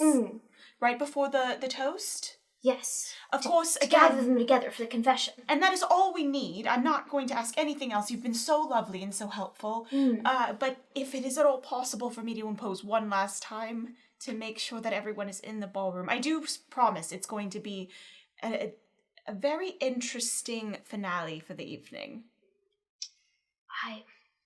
I came here fully willing to give you a piece of my mind and to express my upset. Instead, you have handed me a delightful, interesting thing to do this evening. I feel very torn, but I will do this thing and you must tell me your actual name, because I cannot call you Miss Gilbert in any good conscience. That seems fair. I'm Sally Gibbs. Sarah Gibbs. It's nice to meet your actual acquaintance. Miss Gibbs, you must save me a good seat in the ballroom. I will do this task. Be sure there's no danger.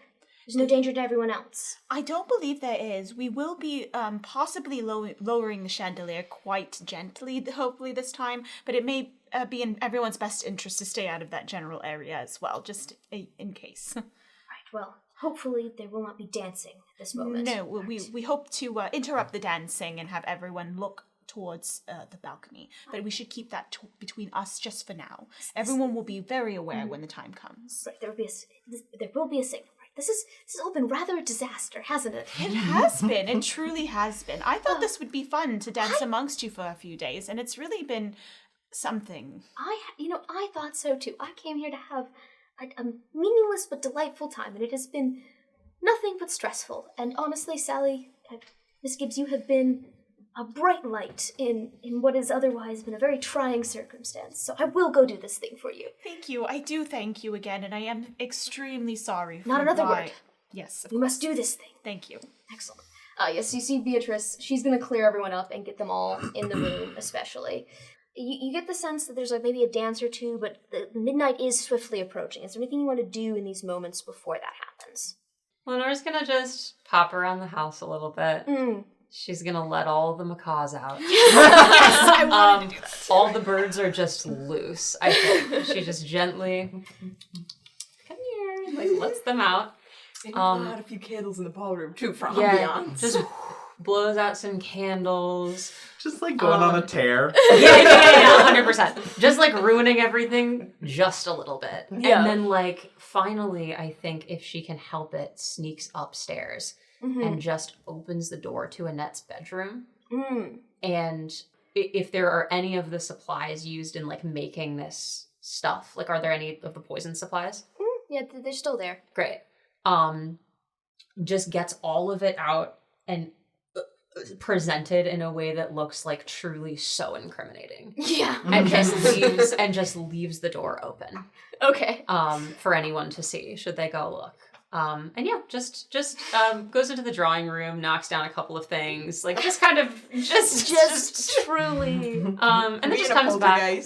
Yeah, just being a little poltergeist. Comes back, lets the birds out, waits for the dance. Yeah, you can hear the rustle, and you actually see one of the birds, macaws, alight on the railing next to you. Perfect. I know what you did. I know what you did. Save it. on my cue now. You'll be next. That's very good. Skyladeck. So you see full of birds. Someone in the ballroom, the macaw just poops on them. Oh yeah. As the macaws go out, you can see there are a couple of people who you noted as being particularly afraid of the specters, and they start looking a little more spooked, because it's really unclear where these noises are coming from.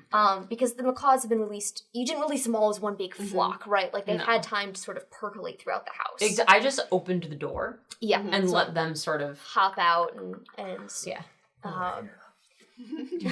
Yeah, and I've had Leighton spreading gossip about a specter the whole time. Yeah, you come back into the ballroom and the mood is definitely a little spooked. Nice. And especially since, Leopold and Annette, enough of the Fentons are also, and Hester, there's enough people who are off their game that it's sort of, no one's sure why, but it has really thrown off the mood of the evening. And everyone is for reasons they can't quite tell, but just in the back of their mind, everyone's a little bit on edge. Yeah. As Beatrice is emptying out rooms and convincing people to go to the ballroom, I'd like to maybe be a room or two behind, and with the exception of the main parlor, I want to be putting out the candles in all the rooms. Ooh, that's so good. Excellent. You see the servants are kind of busy in the main to this parlor, but you're gonna blow out all the candles in here. You see the servants have started getting they're getting trays of drinks ready. So you think that they're a little bit distracted and no one's paying attention to you doing this. So everyone is filing in as you're doing that. I'm trying to keep an eye on Annette a little bit throughout right. this. Yeah, give me a psychology check. All right. As you're... Oh my god. That's a fail. I'm gonna just push it and try to get close to her. Okay. Oh! That's a 97. Oh no. That's such a bad time to... Fail. I think I move through the crowd and get up really close to her. I think everyone sees you do this. Yeah. And every eye turns not only to you, but to Leighton. Because you are with Leighton. And Annette is right next to Isabel and Hubert Fenton and says, "Oh, Miss Blackwell, I'm so sorry. Is something wrong? You seem like you've taken leave of your senses." No, terribly sorry. I didn't mean to offend. It's just getting a bit crowded in here. My apologies. Isabel says, "Oh, would you like to take some air? We No, that's quite all right. Outside." I'll back off. I'm sorry. So you've attracted the attention. Everyone is going to be watching you right now for the next while. God, I hate that. Okay, yeah. You can feel the eyes of literally everyone in this room because you've just done something very crazy. You're just dashing across this room and then eagle-eyeing the matriarch of the family who's hosting. Yeah, I think I'm trying to get Leighton as far away from me as I can, to not implicate him and just be Leighton's doing the classic I'm so sorry, dear brother. She's right. I must have lost my senses. I know you're trying to solve a mystery, but could you stop? Could you prevent our social ruin as well? I'm trying. We can leave again. Running away always an option. Understood. Great. Okay. I wonder. I feel like you don't somehow. Terrible time for a bad psychology roll. You're not sure what's going on. Okay. Yeah, that was brutal. 97. Wow. You could give me a spot hidden if you wanted to look at anything physical stuff happening around the room. But yeah, net blank wall. Great. Just. Great. Yeah. All right. I think the only thing that Bones does is that you see him sort of fiddling with a very crumpled, still sealed letter that he's just sort of fiddling with while he's sitting and waiting. And just turning it. Just turning it over in his hands. Great. Okay. And Sally, are you going to come back in the ballroom then? Yeah, I'll come. I will peek first, I suppose, and see if I see Mr. Gilbert. You see Mr. Gilbert, but he is well encircled within this. Great. I'll kind of tuck myself into a corner. The stress is you wouldn't recognize it anymore. No.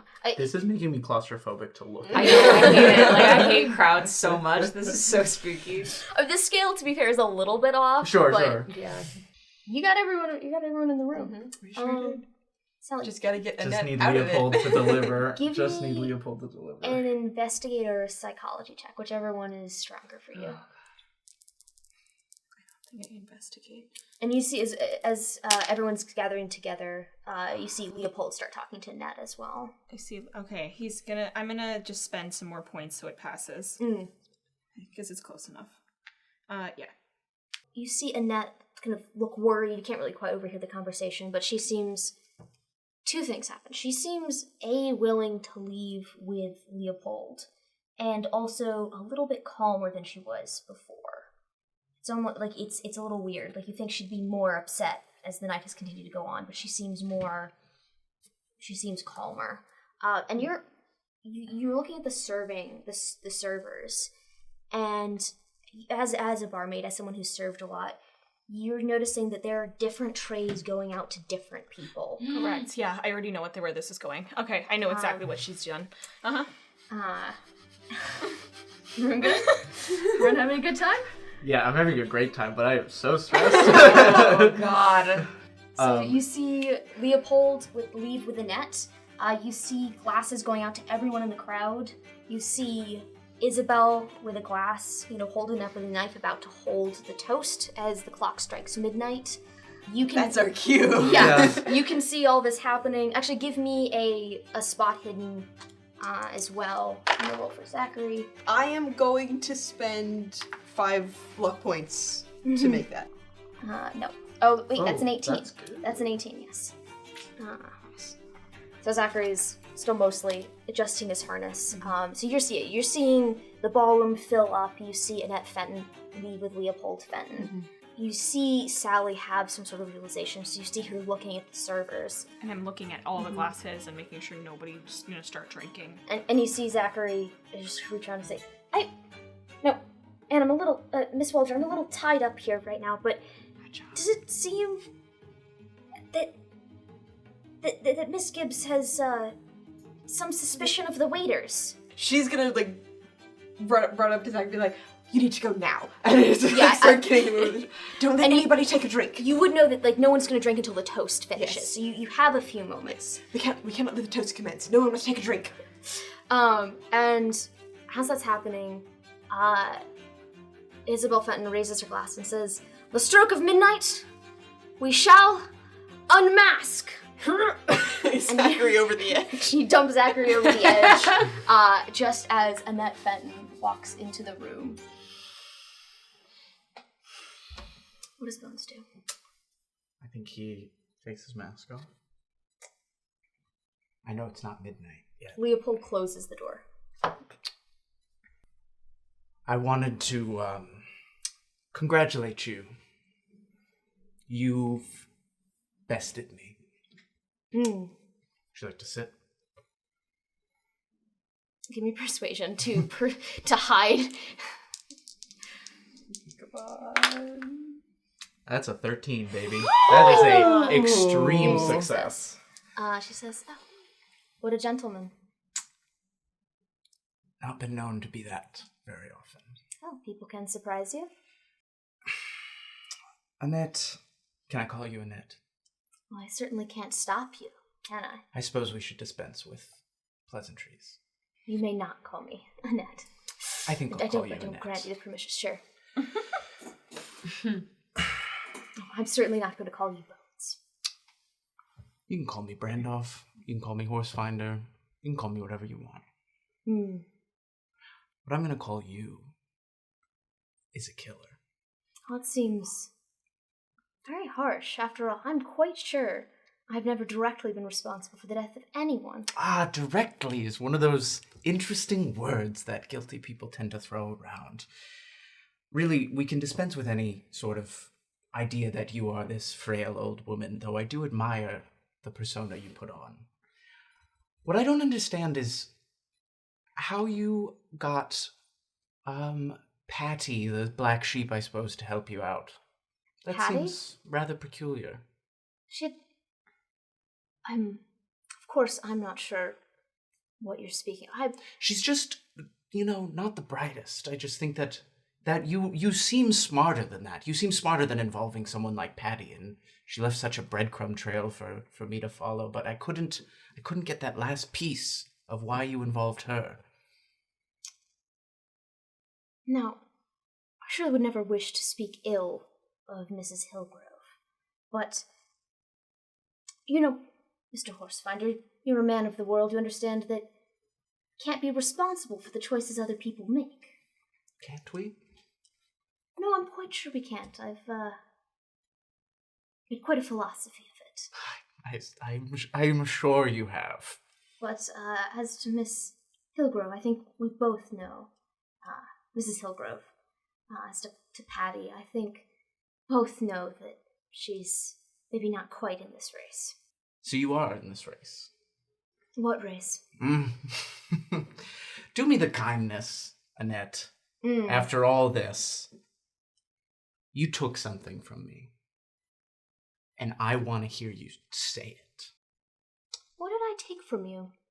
It's not like you're here very often. Not sure. I mean, No, of course, I did not grow up in Redworth. I did not have quite a stalwart friend in Mr. Willoughby, but it seems to me if you care about something, you would be around to protect it. So I'm a little confused as to what I would have taken from you at all. It seems like you carry all that you need with you. What do you know of love, Annette? Do you feel that emotion when you're as cold as you are? She looks honestly a little baffled. Not sure what that has to do with anything. Boulter was the love of my life. And you took that from me. And I want to hear you say it. You cared for him that much. An old man, trapped. You know nothing of him. I know enough. I know he didn't deserve what he got. I know that he deserved what he ended up with. If he'd been strong enough. And what was that? I think that if he had held on to the things he loved a little bit more, a silly little girl wouldn't have been able to worm her way into the hearts of those he cared about, wouldn't have been able to deliver such a sweet, quick release of death, as quickly and as surreptitiously, if he'd been keeping a better eye on things, if you, in fact, had been watching him. And how does a little girl get such a quick form of death? Say it. We're all friends here. I think you know that I handed that to her. I think you know that for all that Boulter locked himself away, that he needed, for all that he kept what other people rightfully deserved from them, that he was too clever to not see the easy things coming. I think I didn't try. The things I tried to get him to just stop, to just lie down and stop trying. Still, that man, it only takes one. It only takes one silly, stupid girl who believes what you tell her, believes it's fine. It's just a harmless little prank. Do it just for fun, just to make your mother happy, just to stick it to the man who's not going to let your family get what they deserve, or, as it turned out, to stick it to the person who is separating her from someone she just fell in love with. Young love, that's what I think of love. You asked me what I think of love, Mr. Horfied. I think it is stupid.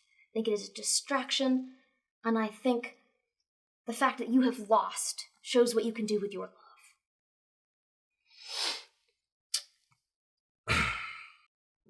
How about a toast to your success? And he goes over to get some glasses. And he pulls out his flask. And he says, the Americans have done great things with grain alcohol. Are you familiar? Once or twice. Of course. Two. She takes the glass. And we're going to cut back to the moment that Zachary vaults over the balcony. Grab the rope to get him down there gently. I scream, it's gotta be the specter! Screams go up from the assorted crowd. You have some sort of flower contraption, so there's a cloud of smoke that goes up. So good. And Zachary calls out, "One here among you is responsible for this death." Oh, you really worked on the voice lately. One here is responsible for I, Boulter Willoughby, come back to you at this hour as the clock strikes midnight, as the veil between the worlds is weakened. I come now bringing spirits and messages of truth. For the Fentons are not the rightful inheritors of this estate. They have been dispossessed. They have dispossessed the worthy owners.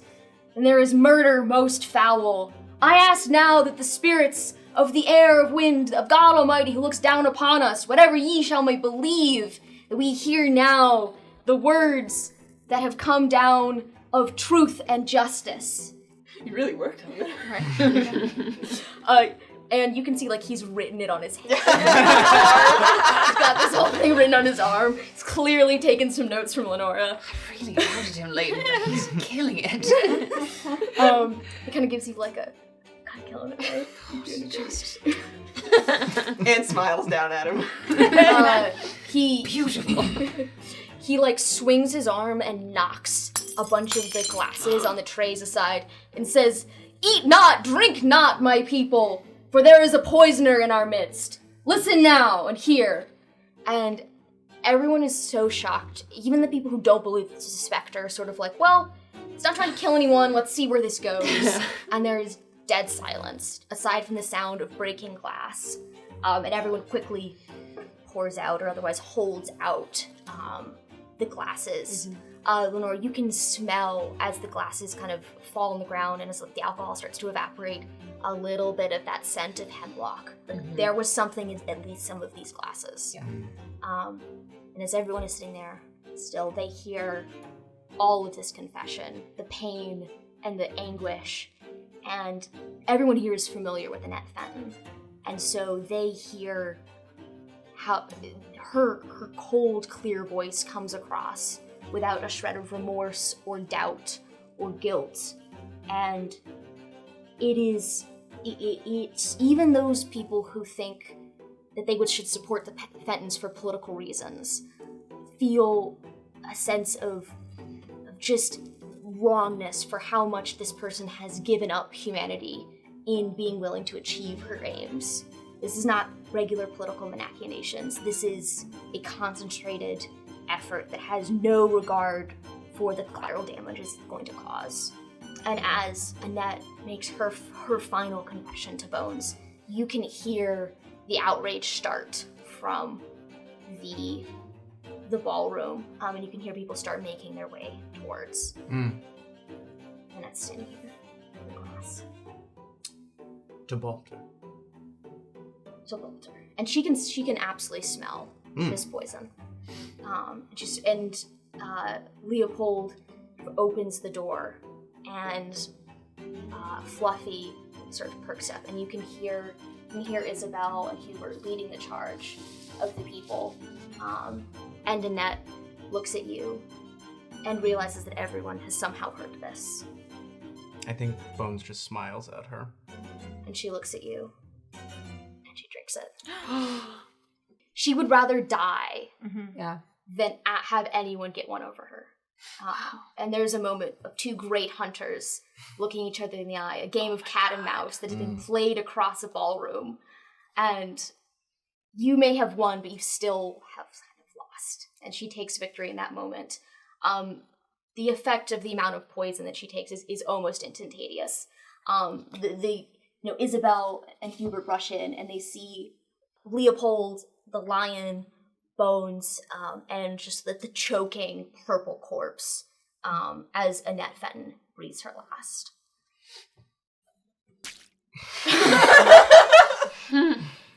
Leopold says, "Mother, I'm happy to explain everything. Perhaps we should just cover her." Isabel says, "What is going on?" Mrs. Fenton, Mr. Fenton, I'll take my leave. I walk out. No one's going to stop you with the lion. There's even Isabel and Hubert attempt some damage control, but everyone can see Annette dead on the ground. They can see that Leopold is there and is doing nothing and is sort of taking their cues off of that. Leopold has a moment here where he could have turned everything on Bones, and he has made the choice to stand by his promise and not do that. There is a somber air throughout the entire ballroom. Anyone who's not a family member, no one is taking any of the champagne. A couple people have joyfully unmasked when the clock is striking, as the clock strikes midnight. Everyone who's not involved heads out.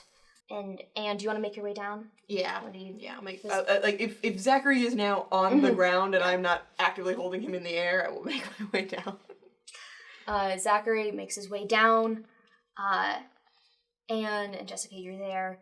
Zachary unmasks himself and says, "Good people, I apologize for any trickery or any distress I may have caused you. everyone deserved to hear the truth, however unpleasant, from the lips of the murderers themselves. I understand people may have been caught up, and he's sort of like, he was very confident as he gets into this, and now everyone's watching him. He's like, oh no, I no longer have a mask. Yes. So, Perhaps someone should come in here and start cleaning up all of this poisoned wine? Everyone starts immediately, like, the idea that there's poison wine. Should maybe clear the ballroom, get some servants in here, and meanwhile everyone else would probably do good to either make their way to the dining room or out onto the grounds. If anyone with a bit of legal or civil authority wants to take a look at Mrs. Fenton's bedroom, there may be some further evidence of what occurred. There's a small cough as you say that.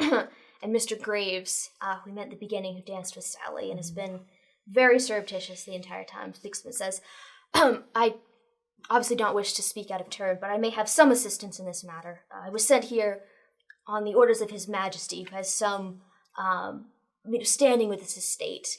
Mr. Boulter Mr. Willoughby in his last moments spent a great deal of time writing letters to His Royal Majesty, and of course with some interest in the Redworth estate. I've been sent here to ascertain exactly what has happened, and which seems to be quite a lot, and a matter of much investigation in the future. Yes, you may want to keep those letters away from anyone important. They were delivered directly to the king. Is there... Oh, there's a problem. Any issue with that? This is King George. This is King George, who goes mad. No. He goes mad for the next 10 years. Yes. Right. Right. Well, yes, there is a bit of a problem. My brother can take you upstairs. Mr. Graves reveals he does have insignias from His Majesty, and Whoa. he would be in the position to make initial rulings about what should be done and evidence that should be gathered as such. Yes, of course.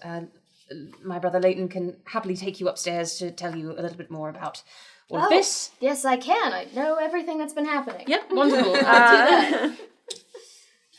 So Mr. Graves speaks there to Isabel and Hubert, and everyone who's not family or Hillgrove is starting to clear out.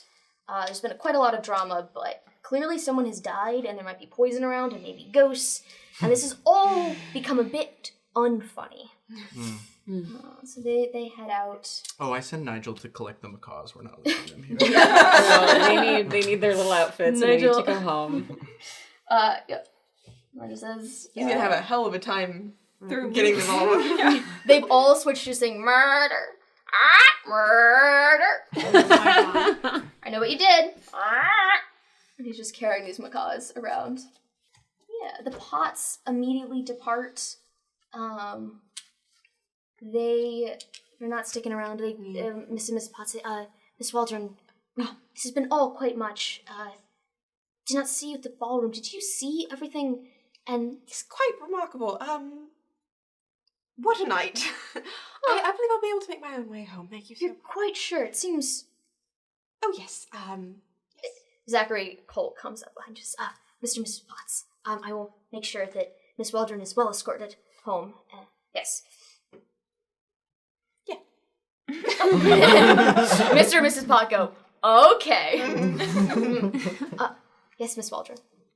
And they take John Potts and they take Mary Potts with them out. Reverend Wallace starts attending to last rites with the family. Spencer is kind of in a corner going over everything he knows about property law and unjust death, but is kind of in with the family here. The Hillgroves have started to circle up around Hester, and they're not fully. No one, Annette didn't name names, but they all know it was Hester, and everyone else is going to be pretty. Whether or not it's proved in a court of law, her reputation is maybe a little rough. You do see Robert Hargrove and Beatrice start heading out. Beatrice gives kind of Sally a bit of a wave. I'm gonna give you a wink. And Real girls girl that one. Yeah, for sure. Love her. and you can see Robert giving you like one last glance as he walks out. I think Anne sort of holds his gaze for a minute and then just turns her attention back to Zachary. Yes, you love to see it.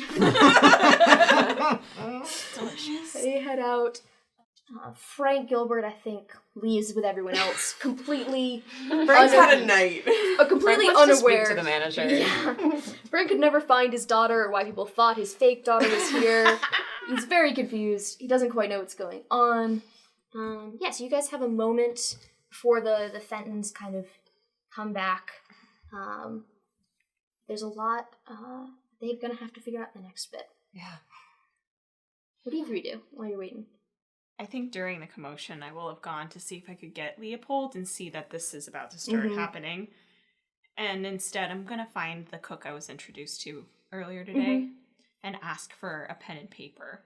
Oh, yeah, absolutely.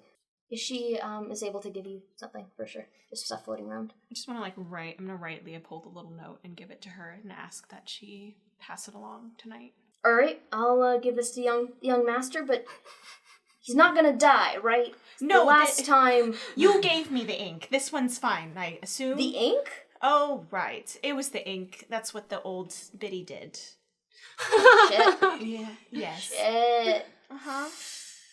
This Well- is just a regular letter. Okay, I'll deliver. Thank You won't die. you. You won't die. I hope not. That's all the best we can do. All right. So you're gonna head out with. Are you gonna rejoin your group? I'm gonna take my leave. I'm gonna go back home. I think she'll walk it home. Yeah. That feels right. Totally.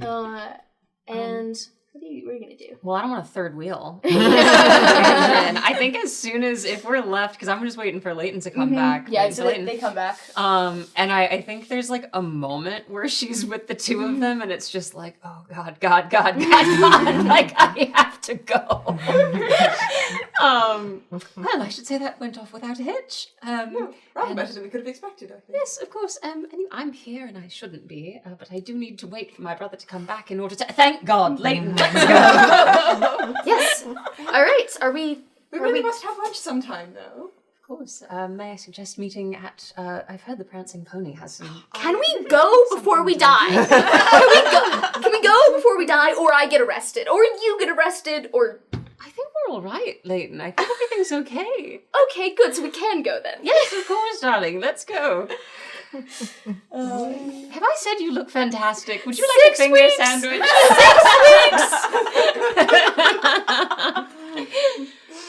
weeks! Mr. Graves joins the funeral, the death proceedings, and this various conversation over here, leaving the Hillgroves in the corner, and then you and Zachary in the ballroom. Lord almighty, okay. Who would really like to not be in the ballroom with all these Hillgroves anymore? Would you like to, may I escort you out? I promise the pots. Yes. Very good. And take his arm and just, You guys all gonna head out? Get out while the going's good? Get out while the going's good. You guys pass Bones with his lion, and Jessica. Would Boulter be buried on the estate somewhere? Presumably, yeah. I think then with Jessica, he's going to Boulter's grave. Yeah. Is where Bones is headed. Yeah, she finds you. It's not very ostentatious, but thick marble, something that's going to stand the test of time. Boulter was able to get that for himself, at least. He's just, when Jessica gets there, just leaving the letter at the grave. The crumpled letter. Do we pass them on the way? I think the graveyard, if you were, looking for them, I think you could find them pretty easily. But otherwise you might just see them, walking off. Just, very quietly. Mr. Bones, Miss Blackwell. I have to say I didn't realize the extent of your loss, and I think it was... I really should take this off. I don't know why I put it back on. It's been on for a while. It's just started to feel like a second face. I think it was really brave what you did and how you dealt with the situation. I imagine it took a lot of... I imagine it was quite a painful thing to do. And I'm so sorry. And I want you to know that I want you to know that a lot of us have a lot of admiration for you, and that your work here tonight felt very important.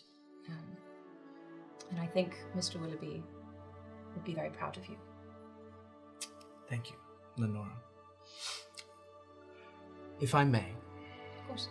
I admire you a great deal, and I feel you should give more people the chance to admire you. I know the world is the way it is, but that's my 2 cents from an old man. Thank you, Mr. Burns. I appreciate it. I hope one day we live in a world where that would be possible. L. Blackwell has a certain ring to it. I suppose it does. Might be able to give that a shot. We certainly have a good story on our hands. Take care. Till we Safe meet again. travels and all that. I think Jessica's going to find you at the gravestone afterwards and just sort of put a hand on your shoulder. And I spend as long as you need there. Yeah. Thinking about Boulter. And that ends this night of murder and mystery and love. In many ways. It's been a couple of months since the nights at the manor. You all, of course, have been following the case and Redworth quite religiously. Especially given Boulter's close relationship with the king, it's one of his last few acts to take this matter, into consideration before he becomes too mentally unwell to really take full reins of the country. And inheritance law is clear. It should have gone to the Fentons. Boulter died. However, in a country where you are ruled by a monarch, inheritance law is not the final say. And perhaps in this one specific instance, it results in a clearer and more unequivocal carriage of justice, where Redworth Manor is returned to the Willoughbys. Yes! And the Fentons retreat back to the rather well-appointed manor and estate they used to have as members of the merchant class. Certainly they are no longer gentry, but they are certainly not suffering. And a few months later, a well-dressed, if not as fancily dressed gentleman turns up at the Prancing Pony. I knew it. Yes! Considerably reduced in social status, but not reduced in admiration and ardor for the lovely Miss Gibbs, who he knows at last. And he comes and asks to in full chaperoned environments to get to know you as yourself better, and pledges that he will come to the Prancing Pony as a patron as many times as it will take for you to either accept his hand or reject him. That's in totality. so sweet. It's so gentle. I think she's obviously very taken aback as soon as she sees him there the first time. Probably drops a tray of drinks, and then Tries to help you clear it up. yeah, he would. No, stop! I don't want to do that. Miss Gibbs. Yes. I did not come here to make your life harder. No, I'm so I just sorry. didn't think I'd ever see you again. I thought it best to stay away until the affairs were fully settled. It was not easy or gentle. It's not that. I just hadn't expected you to forgive me. I must confess, it was never my heart that needed to forgive you, but rather my duty to my family and station, which, perhaps regrettably, for them, but honestly not for me, are no longer what they were. No longer a barrier between us. Oh, that's interesting. Can we start over? Miss Gibbs. Well, Mr. Fenton. It is, may I say, delightful to meet you. It's so nice to meet you. My name's Sally. Miss Gibbs. And he keeps coming back, and you guys see where that goes. Anne, you return having successfully redeemed your reputation and kept your name out of whatever was happening here. Well done. Somehow. Beyond Well done. all odds. It's really gotten so much better than I could have. Yeah, that was a Oh yeah, full... nobody has any idea you were involved. That's so good. Oh yeah, I was you didn't very even, careful you about didn't even that. get caught. You Yeah. were- It was incredibly skillful. Similarly, Zachary will call upon you and your aunt, and as part of this kind of renewing of ties between your families, you notice that Jessica Willoughby is spending a lot more time with your aunt than you ever remembered in the past. And they seem to be getting on very well for people who don't know each other at all. Your aunt refuses to explain or tell you anything, but have a strong feeling something is Anne going has asked questions about Jessica Willoughby before, and is used to the lack of answer. But one day, Zachary Colt comes to the door with hat in hand and says, Miss Waldron, I am ecstatic to tell you that Redworth Manor has been returned to my family. Officially, we just received notice. I know we've been following the case closely, but I could not have done it without you and your support. And if I felt it necessary to wait again until things had been fully settled to ask you, but every moment that we spent together, I have been more enamored by your courage and your capacity for gentleness and cleverness and kindness. And would you do me the honor of allowing me to call upon you in a more formal manner? Clearly and openly in front of all of society. This is not something I wish to hide. I do not wish my heart to be secret any longer. That sounds lovely. Oh, good. Okay. I had practiced that quite a lot. It was very good. It was very good. Yeah, my mother kicked me out, and she said I had to. Well, not. She said it was enough. I've been saying it in front of a mirror too much, and I had to go say it to you. Could I check his arm to see if it's written on there?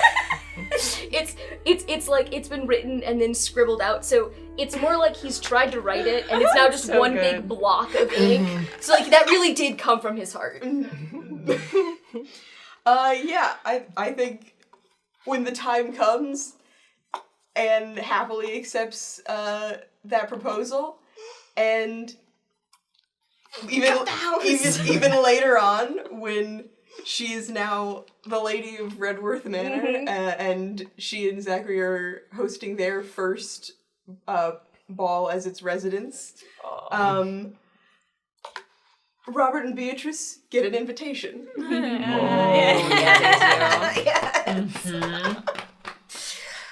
Amazing. What a show of strength and kindness and cleverness.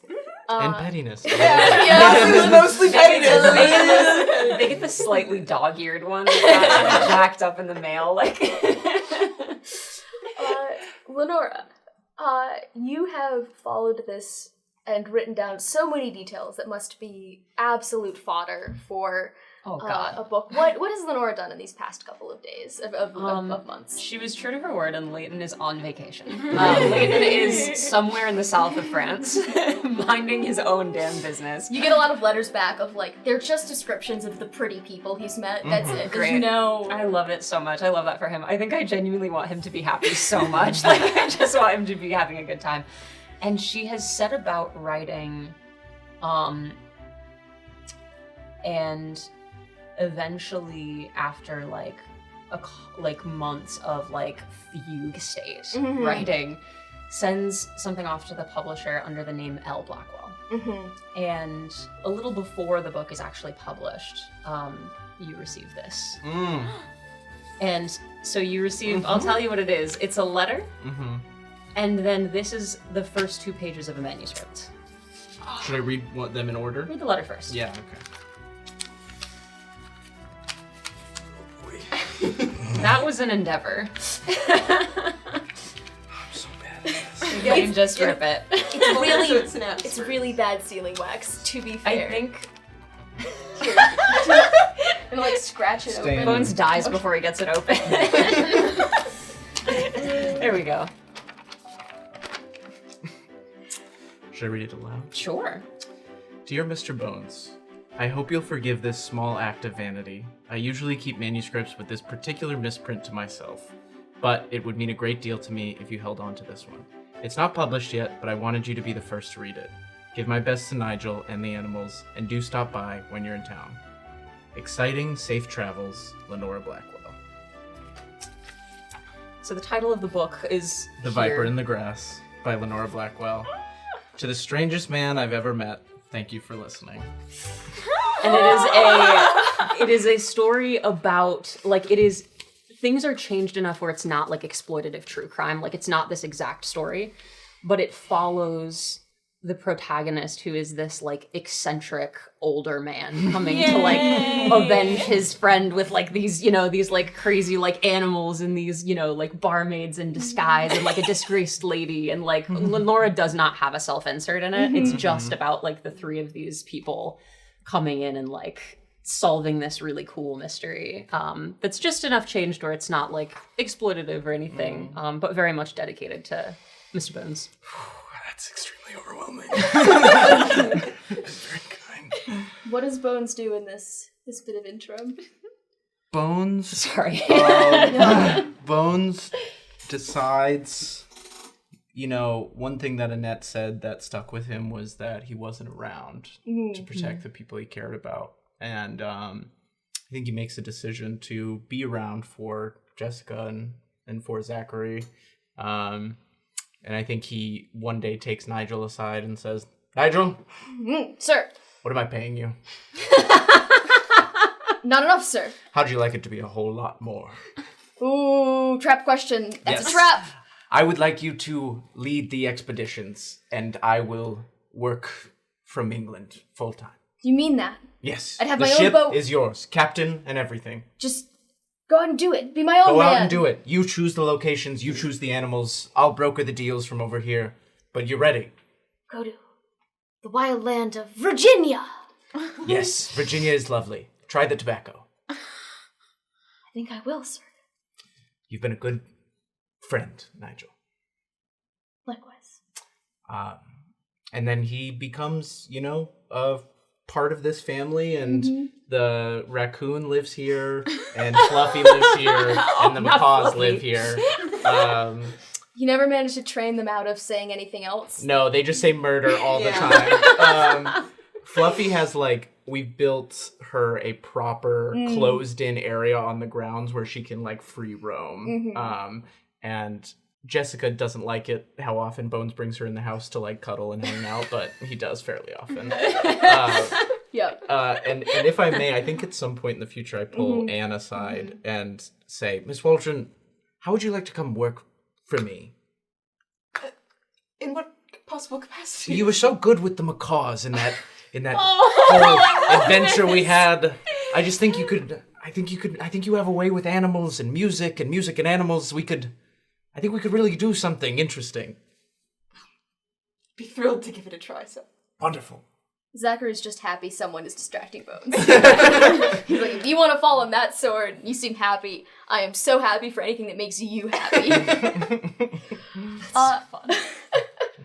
So Redworth Manor continues with a brief, terrible blip, almost in the same way it has before, perhaps a little more open to the community now that there is no longer a terrible inheritance threat over everyone's heads. Lenora's The Viper in the Grass is a wild success. All of you receive copies. And at some point, all of you who have not, I guess it's just Lenora receives a letter inviting you to the very first ball for Redworth Manor to celebrate the marriage of Miss Anne Waldron and Mr. Zachary Colt.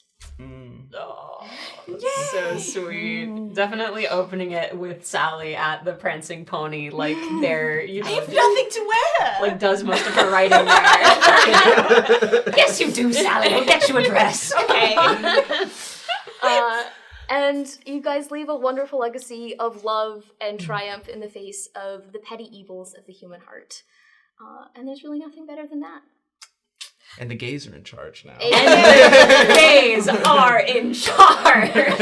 Thank you guys for watching. This has been Rogues and Romances, a Twice Rolled Tales production. You You can find information for all of these lovely people and players on our website and our social medias, all twicerolltales.com. Yeah, we did it, guys! Woo! Oh my gosh, yeah, that's so fun! That all ended real sweet. We solved it! We did solve A it. brief aside. In Northumberland, it is a cold... It is a cold and foggy night. You see a white shape sprinting across the hills. You see a white shape, a tall, pale white shape sprinting across the hills in a characteristic weaving, bobbing motion that looks like a specter. For decades to come, Northumberland will hear and spread the campfire tale of the haunting of Northumberland, a ghost which is preceded by the sound of thunder, can never be caught, and has at times enacted violent revenge on those who have tried to capture it. Thunder from down. Don't look in the pouch. Don't look in the pouch. Oh my god. New Horrors cryptid just lie dropped. within.